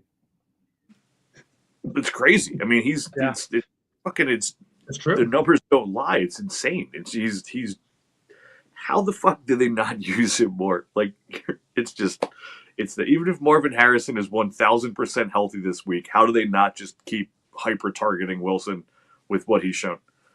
Yep. But they won't, because they're the Cardinals are a shit organization. They are just run poorly and coached poorly, and then make bad coaching decisions and bad draft and free agent decisions generally. So they will continue to suck. And let's just be thankful that we get these Michael Wilson weeks and we get Trey McBride. Yeah. There's no such thing as a one receiver set, right? Surely you have to have at least 2 wide receivers on the field. Am I right? No, I feel like there's some type of personnel that is like one receiver and like a bunch of tight ends and running backs. Yeah. Maybe some push shit or something like that. Yeah, Texans Chiefs. I think the only question mark on the must starts here, I say, or 2 question marks are on the Texans, is if we like Jaden Higgins. I think he's still not there yet to start necessarily. But also in the same vein as RJ Harvey, Woody is getting the volume. He's just not getting touchdowns that Harvey is. How do we like, we talked some about Marks already, but Jane Higgins? Higgins has progressed and looked better and better and become more involved. This week versus Arizona? Yeah, I mean, he could certainly catch a touchdown, but I can't imagine, again, I've said it 11 times tonight, I can't imagine putting Jaden Higgins into my playoff lineup. It just doesn't check out. Now, you could be in a scenario where, like my roster, where I probably don't have Drake London yet up in the play, and you didn't get lucky enough on waivers and have Jacoby Myers like I was able to grab a couple weeks ago. Then yeah, I mean, Jaden Higgins isn't a disaster start, but I don't want to put him in my lineup. So here's an interesting question. Over the last 5 weeks, Higgins has outscored Justin Jefferson. Everyone, my uncle Greg has outscored Justin Jefferson, so that's not. Yeah, but who do you want to start? Oh, I mean, yeah. Right now, with what we're seeing every week from the Minnesota Vikings, yeah, you could start Higgins over Jefferson. It's insane to say that out loud, but it's probably the smart move. Luckily, if you have Justin Jefferson, you have a very tiny chance that you made the playoffs. So you're probably not making any roster decisions this week. You're probably just not paying attention to fantasy football.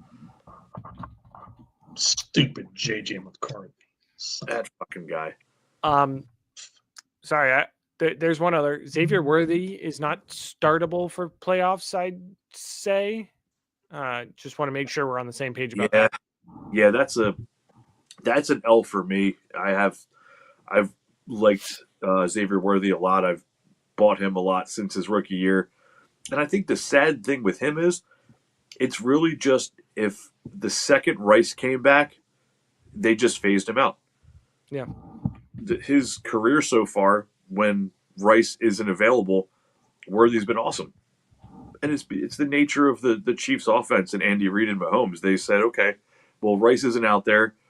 What's our next best weapon? Let's scheme him up. Let's come up with creative shit for him.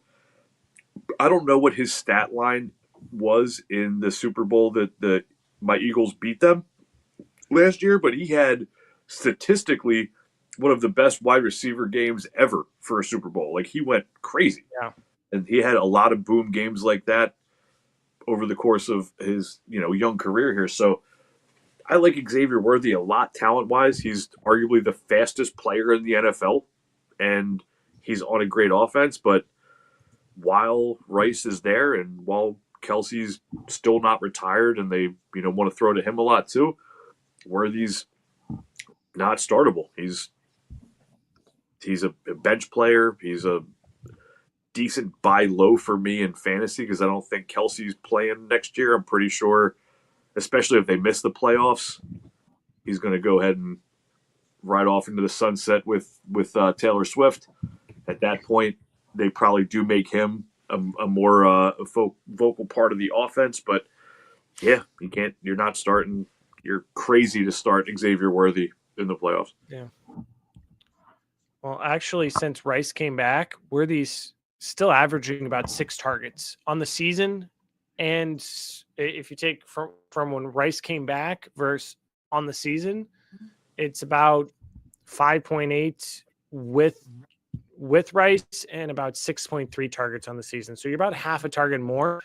It's just the looks he's getting, even the touchdown looks. It's just they're not scheming for him to get those touchdown looks as nearly as much as they used to. 100%. It seems like when they're drawing up plays, they draw up a play that's supposed to go to Rice or Kelsey, and then if that isn't there and the defense takes it away, Worthy's just running a 5-yard in route or something, and he's just the quick check down or something like that. They're not the second he's not the focal point. We're getting what we have now. 7-point games, 5-point games, 6-point games. So, yeah, look, buy low for me. I'll leave it at that with Worthy. Let you take the last recap, Brian, since it's your Eagles, before we do a very quick preview for next week. Yep, I won't make it too long. It broke my heart multiple times. So many ups and downs, more turnovers. Jesus Christ, the turnovers on both sides of the ball, it was just nonstop. There was like 4 turnovers on that one play. It was like pick, fumble, recovery, like in one play. Keep it to fantasy. Guys that you're starting. Ladd had a brutal game, but I feel like Ladd's still the one Chargers receiver that you're just going to lock into your lineup. Yep. If you have to start QJ or Keenan Allen or even Gadsden, I'm not excited about it. I'm nervous. I'm hoping you don't have to start any of those pieces. Hampton stepped right back into a prominent role. They did give Vidal plenty of work, and he still looked very good. So I feel like Vidal's a dude that I'm not cutting. I'm not hyped to start him. I think Hampton and Vidal kind of lower each other's ceilings, but they're both startable pieces. I want to start Hampton. He'll probably just get more and more worked in, but good for Vidal. I think he locked himself into a role there for next year. With the Eagles, Hurts had a shit game fantasy-wise, but let's face it, he's still a very high-end starting quarterback for fantasy. I'm not sure where he's at exactly on the year at this point, but I can't really imagine you're benching Jalen Hurts in any format. A.J. Brown has climbed all the way up to like wide receiver 11 in points per game, believe it or not. Even after all the struggles, he's had so many big games now that he's all the way back up to that literally wide receiver 1 territory again. Devontae Smith, I think when I was just looking, he's like wide receiver 22, 23 or so on the year in points per game. So he's hard to bench as well. Barkley showed some burst in this game. That was the best I think Barkley's ran. He had some nice longer runs for the first time in a long time. So Barkley's not a dude that you're benching. I don't think there's really any question marks or anything to dwell on too deeply here. Start the main Eagles guys. Start Hampton. Start Ladd. Justin Herbert. In 2 quarterback, obviously, but in single quarterback, I'd rather start somebody else than Justin Herbert. Yeah. Expect more out of Hampton next week. Vidal still had 69% of the snaps, but he only had 14 carries, whereas Hampton had 31% of snaps with 13 carries. So Hampton had one less carry on half the snaps. That's gonna become more even next week, and then go in Hampton's favor. They're easing him back in. Right. So expect Hampton to just keep coming up and up. But yeah, otherwise, I agree with everything you said. Yep. I'll leave my emotions out of this one. See, man, let's just check the preview. So this is preview. Kind of we're at the 210 mark, so just a couple insider thing to look out for that next week you're keeping an eye out on. At this point in the season, we pretty much know who the shitty defenses are. Target them. If you have a coin flip type decision, or you can't make up your mind on who to start between 2 players, pick the one playing the shittier defense. The other thing I would say, and this is just a nice broad overview for this time of the year when the weather really matters and kicks in, and we've got crazy cold and crazy windy games, that is another one that wins the coin flip for me. If I'm between 2 players that are similarly projected and you can't make up your mind on who to start, if one of them is playing in a sideways 50 mile per hour wind game or snow or rain.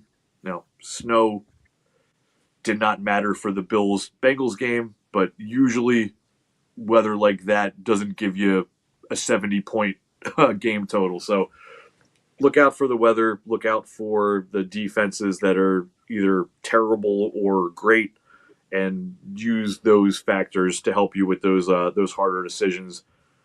Otherwise, you know who to start. You know who's playing well. You know who's trending up and who's trending down. So I feel like it's easier to make lineup decisions this time of year than it is during the regular season. Yeah. The one matchup I'm very interested to see how it happens. Jacoby Brissett has yet to finish as lower than quarterback 12 on the season, and the Texans have yet to allow a quarterback to finish quarterback 12 or higher. Yep. So that is going to be a very interesting matchup. Otherwise, there's just so many divisional games, 6 or 7 divisional games this week. It's going to be just a great week of football to watch. Colossal Woody Marks game. It's my hope. Yeah. I like to hope that after a couple rough weeks and brutal losses, my Eagles should probably get a W this week against the Vegas Raiders. I'd hope, hopefully. at least. The Western team headed east for 1 o'clock. Oh yeah. Oh my God. All of your Raiders. Done for. So somewhere around the middle of the 3rd quarter, I'll message the Holics group chat that, hey, the Raiders are sucking it up because they came to the East Coast. And then Ashton Genty will have a 97-yard touchdown catch or something like that. There you go. But yeah, you're right. They're coming East Coast. The link will be rowdy with people that are angry at the Eagles for losing so many games. I think so. And Geno is banged up. I don't even know if it's going to be Kenny Pickett, a Kenny Pickett revenge game. Yeah, that'd be interesting. He did play here for a hot minute. Oh, yeah. Super Bowl champion. He is a Super Bowl champion. Kenny Pickett has a ring. Dan Marino does not have a Super Bowl ring, but Kenny Pickett does. Let that sink in. That's not fair. No. Barry Sanders does not have a Super Bowl ring. Kenny Pickett does. Calvin Johnson doesn't have a Super Bowl ring. Nope. Doesn't have a playoff win for. You can name every Lion in the history of Lions football, and none of them have a Super Bowl ring. It's Matthew funny Stafford. when you look at that Derek. list, dude. When you look at that list of the NFL teams that don't have a Super Bowl, it's kind of short. But the Lions are so by far the oldest one because the Lions are one of like the original teams, basically. Like they've been around like 1920 something, I think. Don't quote me on that. The only team I know their birth year is the Eagles because it's 1933, and my one like winter hat has like 1933 on it from the year they started. But the Lions are older than the Eagles as far as I know. Yeah. Be a good week of football. Absolutely, man. The roughest defense, weather games, division games, the Broncos. You got to. I mean, put lower expectations for the Packers going up against the Broncos. You got lower expectations for the Cardinals guys. That sucks for man. Trey McBride's my tight end in my league of record, and I've got to play. I missed the bye, unfortunately, so now I've got to fucking play week 1, and my Trey McBride has to play the Texans. So that sucks. Ugh.